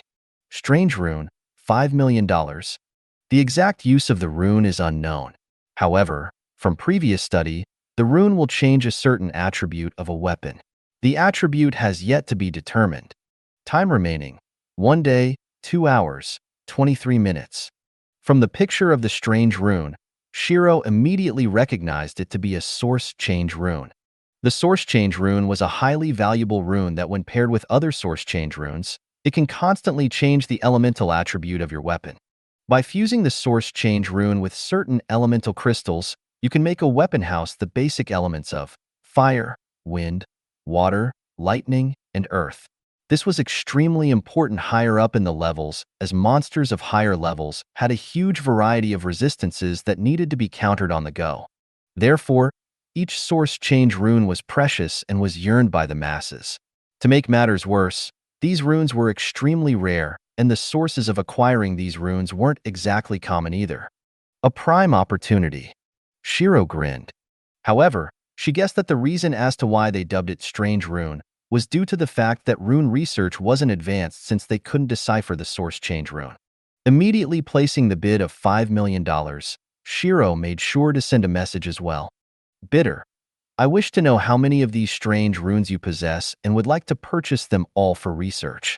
She was about to leave the chat when a reply from the seller appeared. That fast? Shiro thought with surprise. Seller, I only have 3 of these strange runes as they were left by my grandfather. I can sell all 3 of them to you for $12 million. $12 million is a very cheap price for these runes. Bidder, would it be possible for $10 million? Seller, $12 million is already very cheap. Well, he is right about that. Bidder, very well. In that case, I'll first pay $5 million for this rune. Then you can meet me on the first floor of the auction house to transfer the other 2 runes. Seller, all right, I'll be right there. Smiling at the fact that she managed to get such a good item, Shiro couldn't help but let a chuckle out. This attracted a few stares from the surroundings as her genuinely happy face made their hearts beat a tad faster. Even though she was in the body of a 13-year-old, just her beauty was enough to make them consider committing a sin.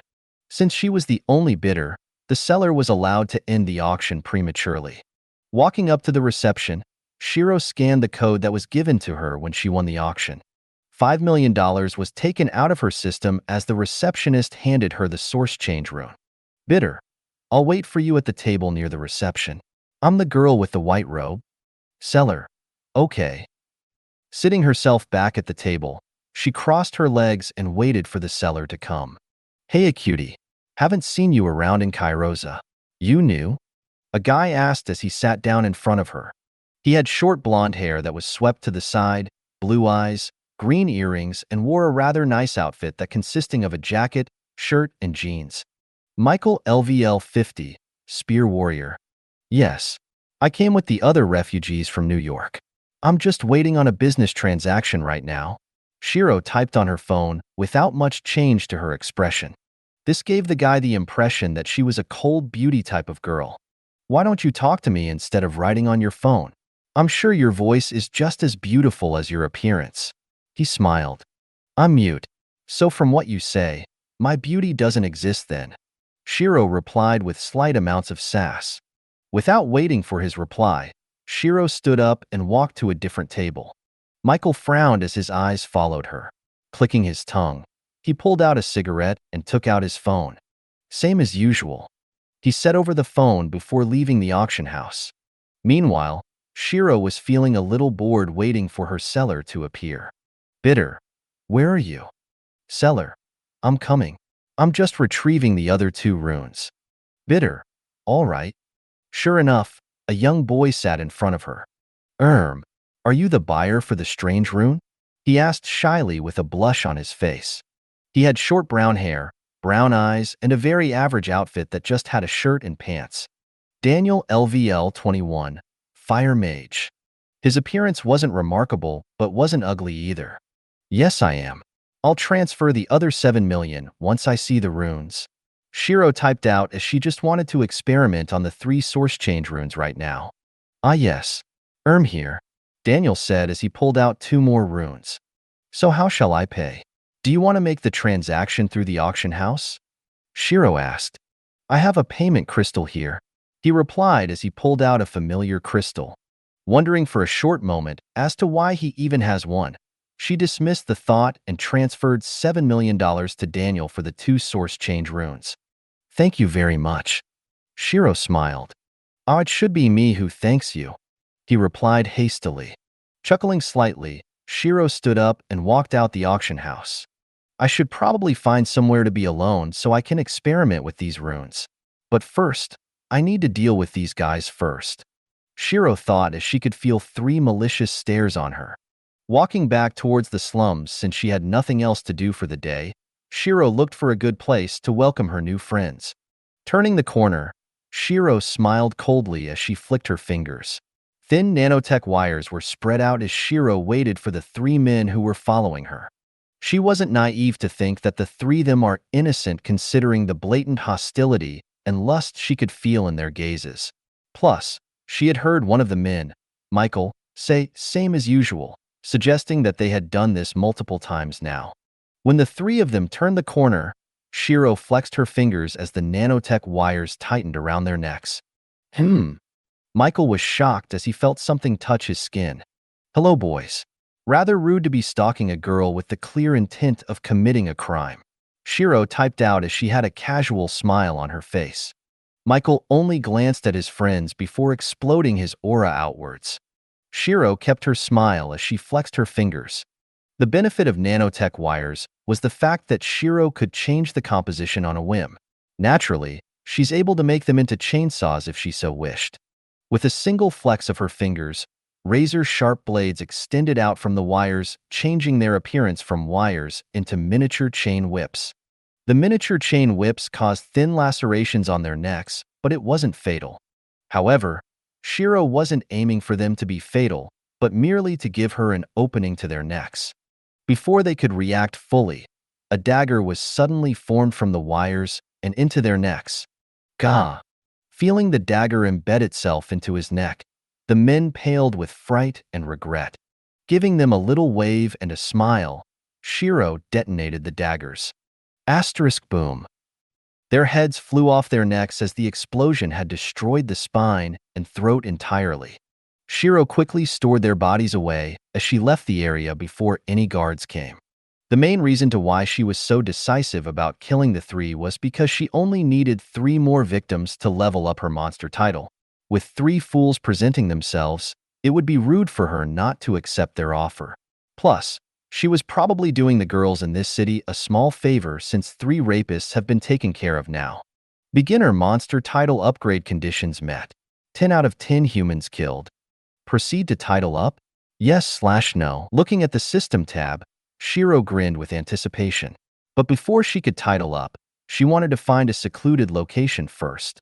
The slums had a lot of empty buildings, so Shiro decided to make a makeshift room for now.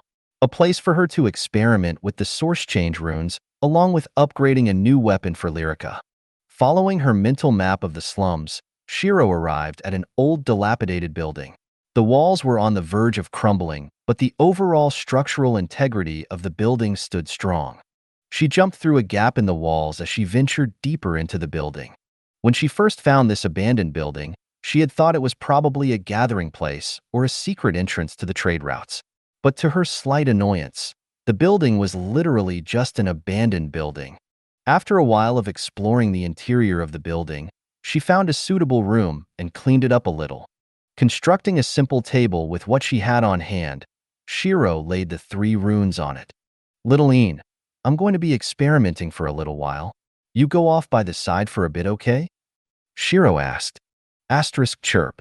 Een only stuck out her wing as she gestured for Shiro to give her a few snacks. All right, here, take them." She smiled and handed Een a few D-ranked mana stones. Nodding in satisfaction, Een flew out of her hood and laid her body a little further away from her. Making a chair for her to sit on, she shuffled closer to the table. The first thing she needed to do was to upgrade her title. Pressing the yes button, Shiro widened her eyes as she felt something flow through her mind. Frowning slightly at the feeling, Shiro realized that it was amplified bloodlust. However, compared to her own bloodlust and killing intent, this was akin to a small droplet. Scoffing slightly, Shiro immediately dispelled the bloodlust that tried to influence her mind. Title upgrade: Beginner monster - Intermediate monster. Intermediate monster, 0/50 humans killed. Stat points are now worth 210% of the original value. Before, 1 VIT equals 50 HP. After, 1 VIT equals 105 HP. The intermediate monster title makes it so that a single stat point is now worth 210%. Previously, it was double or 200%. Next title should increase it to around 225%. Shiro muttered, seeing the change in value. With each subsequent title up, the bloodlust I feel would probably increase as well. Not too bad, I suppose, since I can control it easily. Checking her stats, she nodded with satisfaction at the slight increase. Name: Shiro. Race: Snow Girl. Evolution criteria yet to be met. Title: Shadow Empress. Intermediate monster, 0/50 humans killed. Fratricide. Level: 37. Class: Snow Girl, Snowmancer. HP: 117, 480/117, 480. MP: 170, 500/170, 500. STR: 660 plus 110. VIT: 760 plus 95. Int: 1000 plus 240. AGI: 730 plus 120. Dex: 750 plus 70. Def: 300 plus 100. Equals title bonus. Unassigned points: 0. Attunements: Ice Tier 2. Lightning Tier 1. Metal Tier 0. Shadow Tier 0.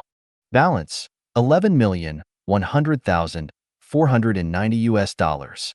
Equipment, tap to display. Skills, Snow Girl. Tier 2 Ice Magic, passive regeneration, blessed by ice. Snow Magic, faded snow movement, cold aura, icy touch, icy breath. Ice field affinity. Nanomancer, dagger creation, nanotech engineering tier 1, sword creation, bow creation, heavy weapon creation, shield creation, armor creation.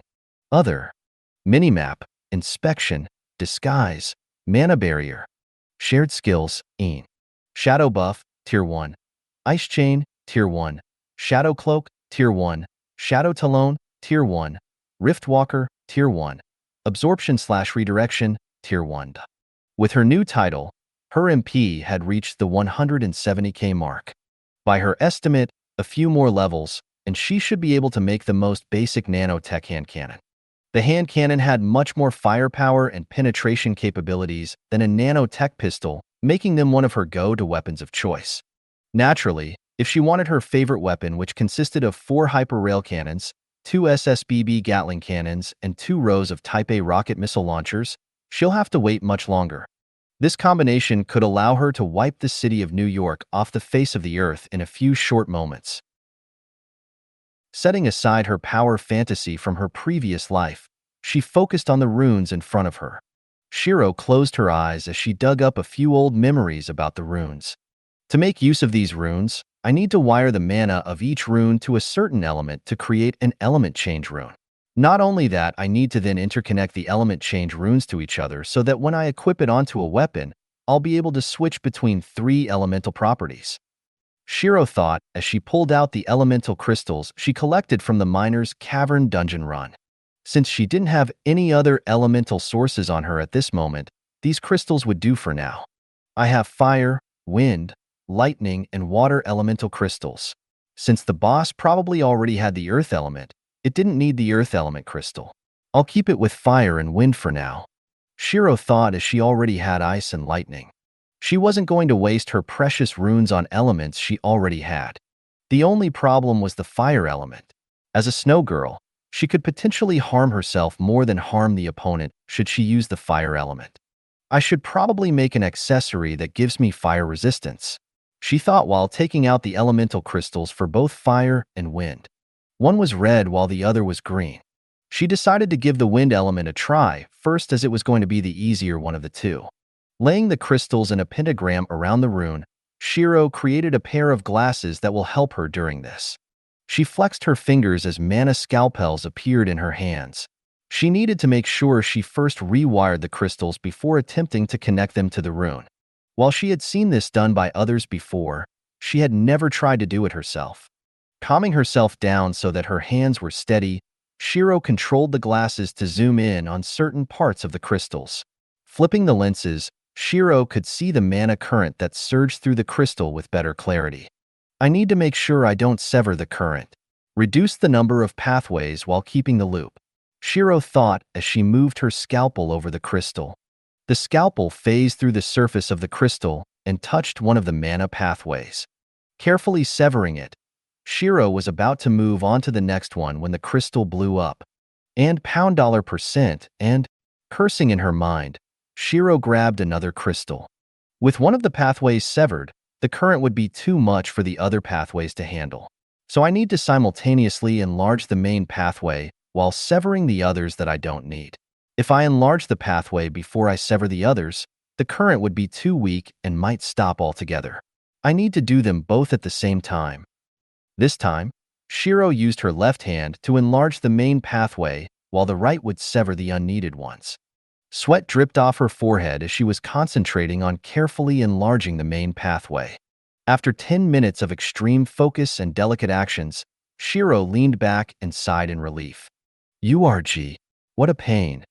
Shiro muttered as the stress of needing to enlarge the pathways whilst severing the others was huge. The main pathway couldn't be too large or too small, while each severing of the unneeded pathways made it so that she had to adjust the main one as well. However, if the refiners of her past life saw that she was able to succeed in making a single mana pathway in the crystal on her second attempt, they would be shocked. Even intermediate refiners needed more than 5 attempts to succeed when working with unfamiliar objects. Yet Shiro did it on her second try. Looking at the elemental crystal that now only had one main pathway, Shiro smiled in satisfaction. With one down, she needed to repeat this step 4 more times. Hashtag hashtag hashtag. Meanwhile, Nantion had a frown on his face as he realized the possibility behind the Black Monarchy knowing that he was there. For them to set up this kind of trap. Huaner, do you think a rat had appeared in the higher ranks of the sect? Nantion asked with a frown behind his mask. Impossible. To become a higher-ranking member, we need to sign a harsh contract. The punishment is too severe. Huaner replied. Yes, but it isn't impossible to bypass. You've seen how they changed the ritual. Someone must have been able to create a loophole in the contract that won't punish whoever leaked the information. Or else the elders would have found out already. Nantion replied with a shake of his head. Forget it. Have the reinforcements come yet? I don't think the executives of the factions can deal with the final boss. I can't make a move either, or else I'll help the boss. They said that they'll need roughly 2 days to arrive. 2 days. Tell them to hurry up. Nantion said as he turned towards the battle that is being waged in New York right now. The high-level executives of each faction was fighting to clear out the horde while the final boss was being drawn away by the highest-level members. While they couldn't kill the boss, drawing it away and staying alive was still achievable. Tisk. Nantion clicked his tongue in annoyance as he wasn't able to help out at all. He couldn't even help kill the lowest-level monsters, or else he'll boost their power up. Hashtag hashtag hashtag. Foe. Breathing out heavily, Shiro looked at the 5 crystals in front of her in satisfaction. During this, she had gone through a total of 15 elemental crystals since she had failed in refining a few of them. Her success rate averaged around 30%, which was much higher than what a beginner should have. Now that these are done, I should start linking them up to the source change stone. This step was easier since she just needed to attach the crystal's mana pathway to the rune's mana pathway. During this, she needed to make sure that the efficiency and power wasn't reduced, or else the elemental boost to the rune would be almost negligible. Placing one of the crystals above the rune, Shiro narrowed her eyes as her scalpel was ready to open up a pathway to link both objects to each other. Carving out the pathways with delicate movements, Shiro was able to have less trouble with these as she already had practice with the elemental crystals. Once she had carved out the pathway, she connected both the crystal and the rune together. *ping. The crystal shattered apart as it was absorbed into the rune. Examining the pathway, Shiro sighed in relief when she saw that it retained roughly 75% efficiency. Not bad, I suppose. She muttered as she had wanted at least an 80% efficiency from the transfer. However, if the refiners were to hear her once more, they would have needed to control the urge to smack her on the back of the head. Having a 75% efficiency, not even 2 hours after first attempting refinement, was insane. Proceeding to refine the other elemental crystals into the rune, Shiro didn't realize the sun had already set. Wind Elemental Change Rune, purple, allows a weapon or armor to change to wind affinity. Effects are not permanent and can be turned off. May be applied and removed for a total of 5 times. Durability, 5 out of 5. Seeing the finished rune, Shiro couldn't stop a smile from forming as she felt a little giddy inside. Just a little. Since I can use this rune 5 times, I should probably buy a proper weapon. She thought out loud as she knew it would be a waste to combine it with her nanotech weapons. Her nanotech weapons were disposable, the rune was not. Sadly, she hadn't kept any decent weapons around since she recycled them all for their skills. Seems like I'll have to buy myself a decent weapon during the auction. Shiro thought to herself as she stood up. Stretching her body, Shiro felt the stiffness of her muscles and realized that she must have sat down for a long time. Come on, Littleine. We're leaving. Shiro called out as Littleine flew over to her hood. Chirp. Pointing at her mouth, Een gestured for Shiro to feed her again. Again? I do wonder where all those mana stones I'm feeding you are going. Level up quicker and pay off this huge debt you owe me, ah. Ha ha ha. Shiro laughed lightly whilst giving Een her food. Giving herself a few mana stones as well, Shiro sighed as she looked at her current stock of mana stones. I should probably stock up on D-ranked mana stones again. Perhaps I should go challenge a level 40 dungeon tomorrow solo to maximize my profits. Shiro thought to herself as she exited the building. It's already night? She muttered out, seeing the dark sky. Shaking her head, she made her way back to the tent. Ah, Shiro, you're back, Lyrica said as the other kids perked up. Welcome back, Shirone. Welcome back. Shiro. Welcome back. Kane, Sophie and Lia called out as she rushed towards Shiro. They jumped into her embrace as Lyrica could only look at them with jealousy. They're only kids, she chanted to herself as she tried her best to ignore them. Playing around with the kids for a little while, Shiro went asleep with Kane and Lyrica on either side of her. They were rather adamant about being next to her, which surprised Shiro, but she decided to allow it since it wasn't much trouble for her. Stretching herself away, Shiro was surprised to see Kane hugging her inside her own sleeping bag. How did she get in here? Shiro thought at first. Her next thought was, sorry, I don't have anything to cushion your head with.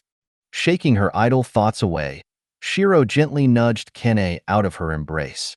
I'm in, Shirone? Kane muttered as she opened her eyes groggily. Shoo, go back to sleep. It's still very early in the morning, Shiro typed out and placed her finger on her lips. What about you? Are you going somewhere, Shirone? She asked while rubbing her eyes. Yeah, I'll be back earlier today though, okay? She smiled. Okay. Getting her answer, Kane closed her eyes and fell asleep. Chuckling lightly, Shiro got out of the sleeping bag and exited the tent. Her goal for today was give one of the dungeons in this city a try. Her second goal was to try leveling up as much as possible. Looking at the sky that had yet to be illuminated by the morning sun, Shiro smiled as she felt like this was a perfect time to assassinate someone. Not that she needed to. Morning, little Ian. Get warmed up a little now. We're going to be leveling you up today, Shiro said as Ian pushed her head out and looked at Shiro before pointing at her mouth. Right, breakfast. Giving Ian a mana stone, Shiro also ate her breakfast while looking at the pamphlet. The lowest level dungeon are level 40, and there are 4 of these dungeons around Kairosa. The first one is called Giant's Heart.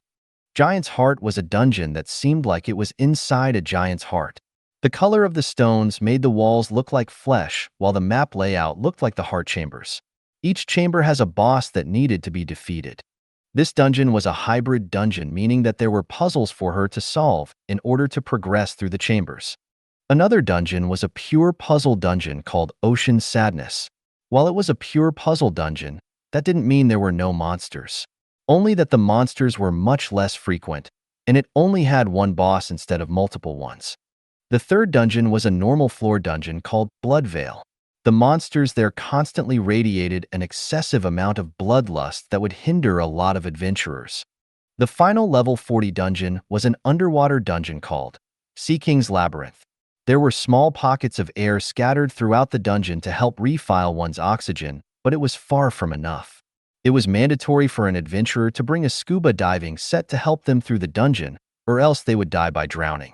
Looking at the 4 dungeons, Shiro eventually settled with the dungeon Giant's Heart. That was due to the fact that she believed this dungeon to be the most efficient in leveling Ian up. The puzzle dungeon wouldn't let Ian receive enough contribution, the Blood Veil would hinder Yin's combat prowess, and the Sea King's Labyrinth was underwater, so that was self-explanatory. The only option left was Giant's Heart. Giant's Heart.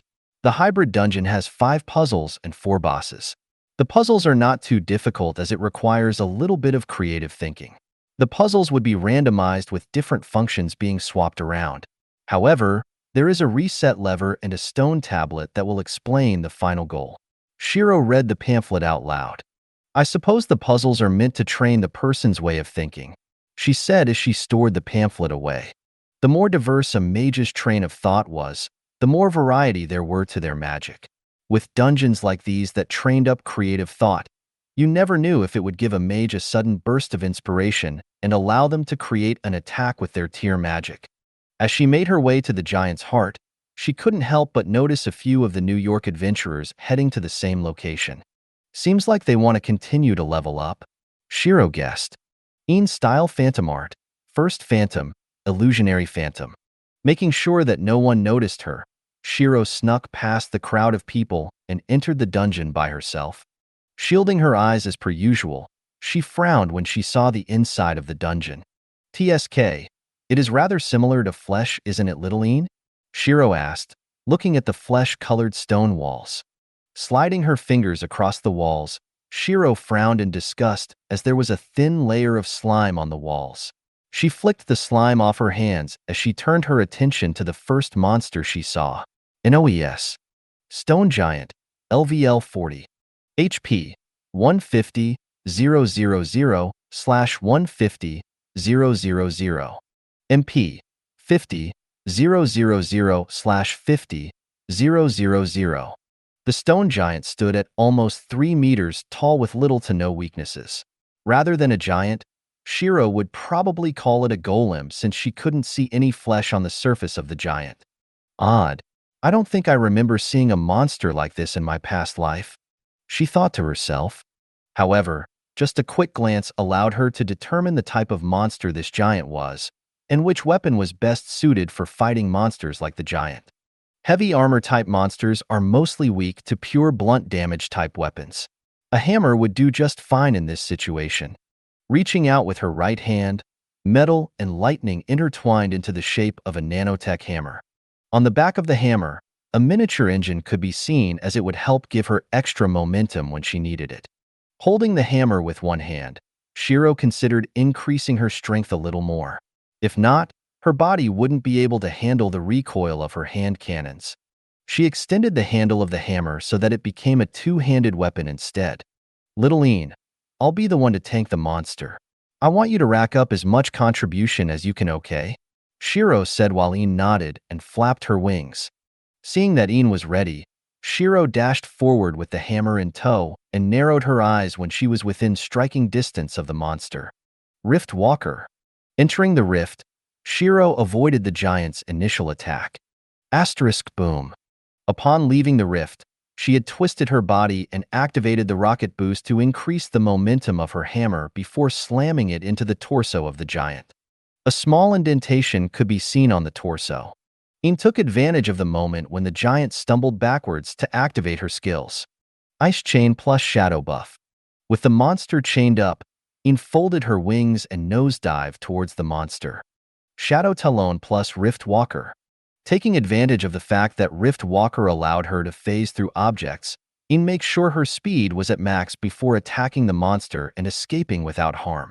Even though the damage caused wasn't as big as Shiro's, Een had more opportunities to increase her contribution since that was Shiro's goal. ####. Only after almost 30 minutes did the monster finally die. Boom. Collapsing from a finishing blow by Shiro, the monster's body crumbled into ash. The moment the boss had died, Een also leveled up, bringing her level up to 22 in one go. Een, LVL 22. HP, 42, 000/42, 000. MP, 110, 000/110, 000. So roughly a level 40 monster per level up, huh? We should be able to get you near level 30 then. Shiro estimated as she collected the shiny mana stone from the ash pile. Collecting the loot, Shiro sighed in disappointment. There were no weapons and only a few miscellaneous items that wasn't all that useful. The loot from these monsters should probably be defense and power focused. The weapons will most likely be heavy type weapons like this hammer. Sighing at the potential loot that won't suit her at all, Shiro proceeded to attack the next stone giant. ####. Meanwhile, Lyrica and Madison was partying up with a few familiar faces. Hey Lyrica, long time no see I suppose. Sylvia smiled upon seeing Lyrica party up with them to clear a dungeon. Yeah, Shiro was gone this morning. Probably trying to solo a dungeon. Lyrica replied wearily. Gahaha, anyone who can kill the raid boss solo can probably solo a normal dungeon just fine. Jonas laughed. This was the party of 5 that Shiro and Lyrica had joined during their first raid together. Jonas, Axe Warrior, Paul, Assassin, Erica, Fire Mage, Trace, Swordsman and Sylvia, the Grand Healer that Shiro had wanted to recruit. Wait, what? Shiro killed a raid boss by herself? Madison asked with a mix of shock and surprise. Yeah, you weren't there when we did a raid, were you? Lyrica said as she remembered that they weren't too close back then. New friend? Sylvia asked as she looked at Madison. The males, Paul and Trace, was looking at something else. Yeah, she became part of our party after the raid, I believe. Also, don't even think about it. Despite how she looks, Maddie is a minor. Lyrica said, pointing at Paul and Trace. Huh? A minor? With that body? Paul asked, wide-eyed. Yes, I am, Madison said with a frown and folded up her arms to try to look threatening. However, that only accentuated her bust further. Smacking both Paul and Trace on the back of the head, Jonas smiled apologetically. Sorry about this. They're a little stressed since they haven't been able to unstress themselves lately. Janos said, ignoring Paul and Trace's embarrassment. It's fine. So which dungeon are we heading to today? Should we try to do a full run of a level 40 dungeon? Lyrica asked. That's the plan. Jonas nodded. While they were talking, Lyrica, Madison, and Sylvia attracted a few unsavory glances from people who were in the tall buildings at the slums. Shall we? Give it some time. New trade partners should be coming soon. We'll get a few last-minute products to jack up the prices, haha. Yeah, why don't we use them a few times first? Seems like a waste to let them go unused. Well, they're refugees. The main city officials won't care as much. Hahaha, great. #####. Arriving at the first boss, Shiro glanced over at Yin's level. Yin, LVL 26. HP, 50, 000/50, 000. MP, 150, 000/150, 000. After hitting level 25, Yin had also unlocked a new skill. Absorption/redirection, Tier 1. Absorb 50% of the damage taken in the past second and redirect it back at 50% the power of what is absorbed. Maximum damage absorbed is equal to tier. Current limit, 20,000 can be absorbed. 40,000 total damage. Example, attack deals 2,000 damage. Absorb 1,000, redirect 500 damage. Cost, 5,000 MP per use. Cooldown, 10 seconds. This skill allowed her and Yin to half the incoming damage to a certain degree. While it was currently limited to the skill only being at Tier 1, the potential this skill held was pretty high tier in Shiro's opinion. Unfortunately, since she had been giving Yin most of the contribution, she wasn't able to level up. But from her estimates, she was pretty close. This boss should potentially help her level up. The boss in question was much bigger and bulkier than the other giants. Measuring at around 6 meters tall, Shiro had to crane her head back just to see the top of the giant. The worst part about this was that it required heavy firepower, something that Shiro wasn't able to produce just yet since her heavy firepower mainly came from her hammers. If she tried to use her ice, it wouldn't have enough momentum and power to land the killing blow. But that didn't mean she had no options. She did have a few, but she needed to be creative with them. But before she could care about the final blow, she needed to take the boss down to 1 HP first. *BZZZ. Lightning and metal surged around Shiro's body as she created a pair of boots and gauntlets. The boots increased her overall maneuverability while the gauntlet increased her power and throwing speed. Seems like this is my limit for now, Shiro thought as she could feel the massive strain on her mana links just from creating 4 pieces of armor. Well, I suppose just the boots will be fine, she muttered as the gauntlets disappeared.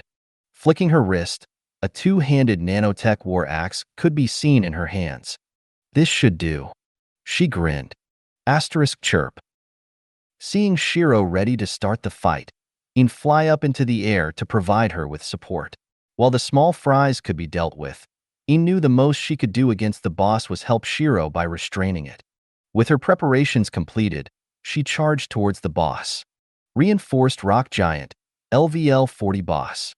HP, 500, 000/500, 000. MP, 200, 000/200, 000. *Yura. Lifting up his arms, the boss slammed his fists into the ground. *boom. The rocket propellers on her boots activated as she glided across the ground, unaffected by the tremors. There were naturally advantages and disadvantages to her nanotech boots. The advantages being better aerial maneuvers and faster speed if she upgraded them more. The disadvantage, however, was that she could no longer use her first and second phantom when airborne using her nanotech boots. But Shiro grinned coldly. This pair of boots is more than enough to deal with you. The word intense could be used to describe the fight. However, that was only if one was to describe what happened to the boss room. For Shiro, she wasn't hit at all. Not even once. Her maneuverability with her boots were too much for the boss, and even with his advantage in stats, he couldn't do anything to her. Not to mention, when she was paired with her Rift Walker skill, she was untouchable. With all her advantages, killing the boss wouldn't be a problem. Asterisk dang. Her weapon pinged off the rock-hard shell of the boss as the moment it reached 1 HP, it had curled into a solid lump of stone. $%. Shiro cursed in her mind, as she didn't have many options with regards to killing the boss. She could try to Rift Walk herself into the boss, but she didn't know if she'd suffocate as there wouldn't be enough room. Looking at the rock the 6-meter giant curled up into, Shiro suddenly had the urge to spit at it in disdain. Fine. Since you want to be a useless piece of rock, you can die as a useless piece of rock, Shiro said as she leapt upwards and landed on top of the boss.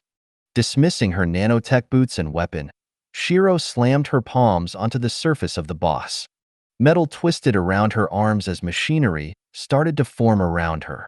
Once she was done, a device which seemed like a combination of both a drill and pile bunker could be seen. Due to its size, constructing the device wasn't kind to her body. Feeling the ache that was slowly spreading through her body, Shiro really wished that she could go find the medicine needed to fix her up. Nantion said that he would have the Phoenix pill soon. I should ask him about where I could get these pills next time. While I can't afford them, I could probably try harvesting them at their source or something similar, she thought to herself while she activated the device that laid in front of her. Asterisk clang, clang, clang, clang. Her legs clamped down on the boss's shell to make sure that it remained stable. Flipping a switch, the machine hummed as the drill started to spin. Shiro grinned while she watched the pressure gauge increase in value. Once it neared max speed, she released the drill. Asterisk boom.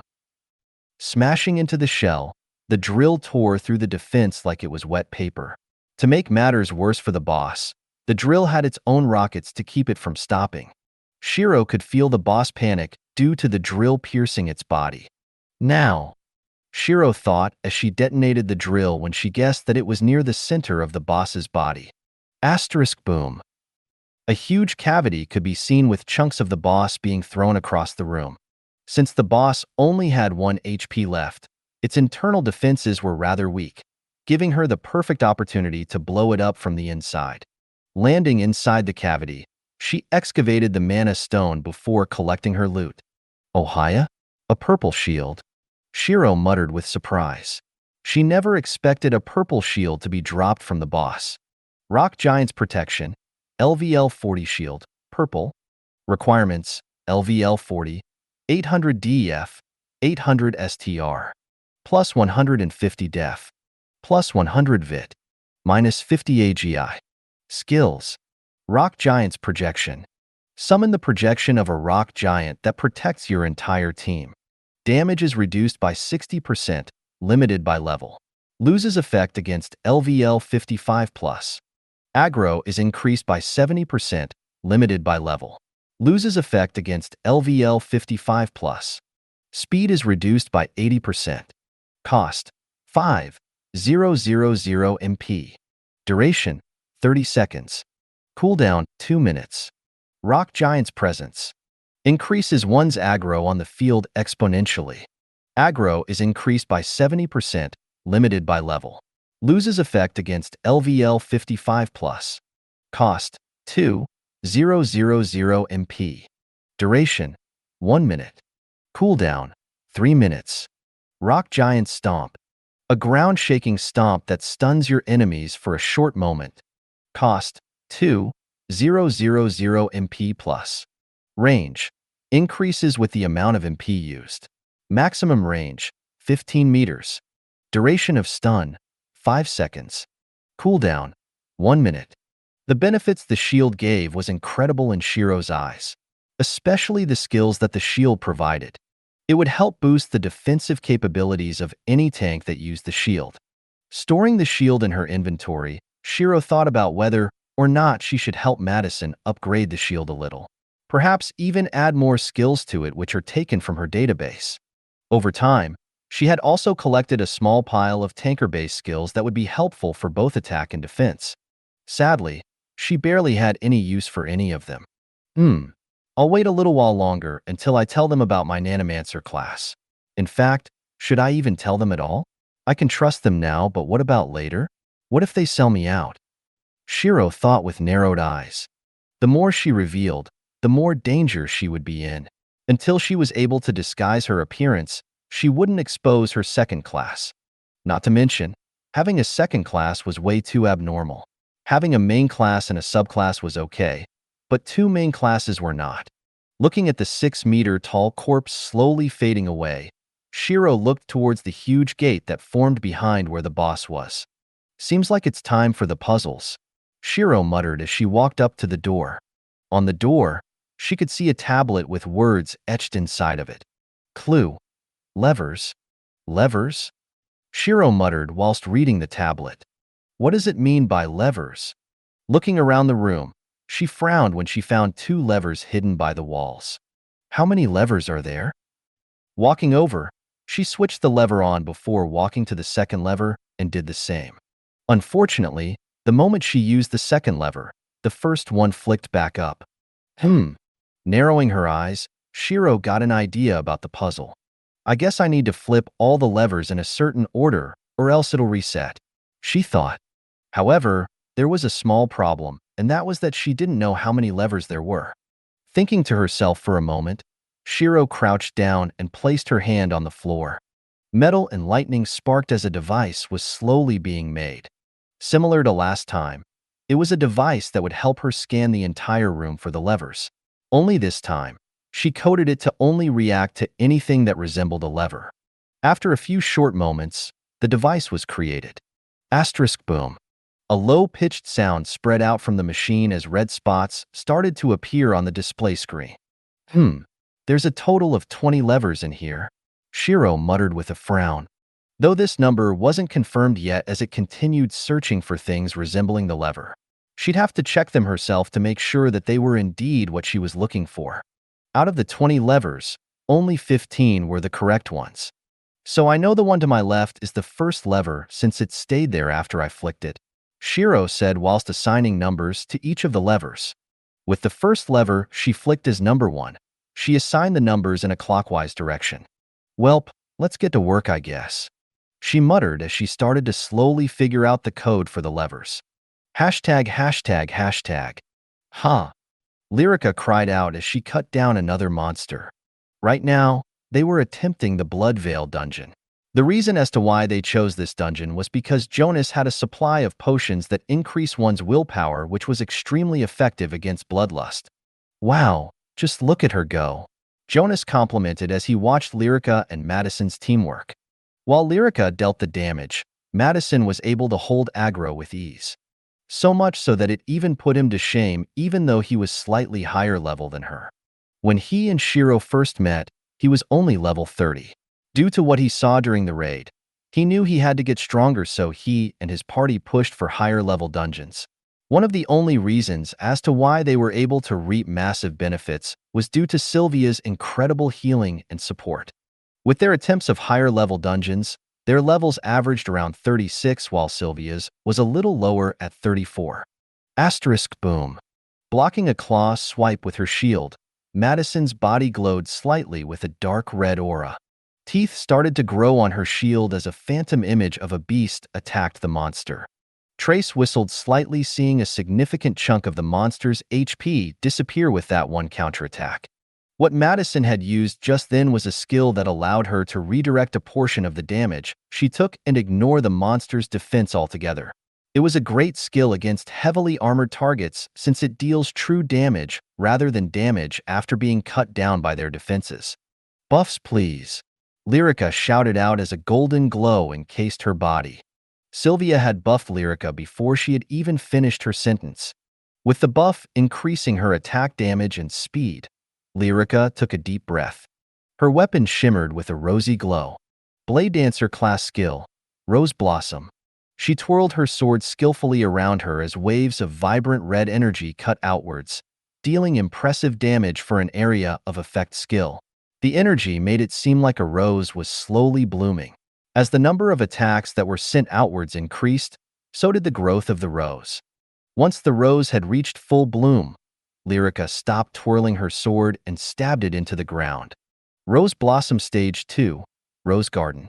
All of the enemies that had been struck by the initial skill had a phantom rose explode out from their wounds. Both the Rose Blossom and Rose Garden were self-made skills that was recognized by the system and recorded as a class skill. She had gained the insight for these skills based on her Burning Lotus. The more she used energy wave-based attacks, the more she could sense their positions and adjust their flight path. During their exploration in the Blood Veil, she had attempted to see if she could make a lotus explode out from the wound, and to her surprise, a rose had blossomed instead. Following which, she had received this notification. Self-made skill recognized. Awarding 200 free stat points. Title awarded. Please name your skill. After naming her skill Rose Blossom, since it was what she had thought of the moment she saw the skill, she checked up on her title. Creator of Rose Blossom skill set. Incomplete. After experimenting with your insight, you have managed to create the skills Rose Blossom and Rose Blossom Stage 2, Rose Garden. The more you add to this skill, the better the benefits of this title. Current benefit, 5% increase in damage when using Rose Blossom skills. Just looking at this made her giddy with joy like a child with a new toy. She couldn't wait to show Shiro her newly created skill and title that she received. Hashtag. Gah. Finally. Shiro cried out as she finally figured out the code for the 15 levers. The worst part of this was that there were a few dummy codes that seemed like it worked but instead always sent her on a dead end. It was only after reaching the first dead end did she realize the truth about the levers. No matter which lever she used, after the 8th lever, they all reset the code. With this new knowledge, she then found out that there were 5 start points. Overall, it had taken her around 2 hours to get the right combination. If there was just dummy routes at the start of the puzzle, then it may not have taken 2 hours. However, there were also a few dummy routes during the later stages which only served to make Shiro want to smash all the levers in and say F***ck it. With the final lever activated, the doors slowly cranked open to reveal a treasure chest and the pathway to the next boss room. Ho! A blue-rimmed treasure chest to reward my efforts.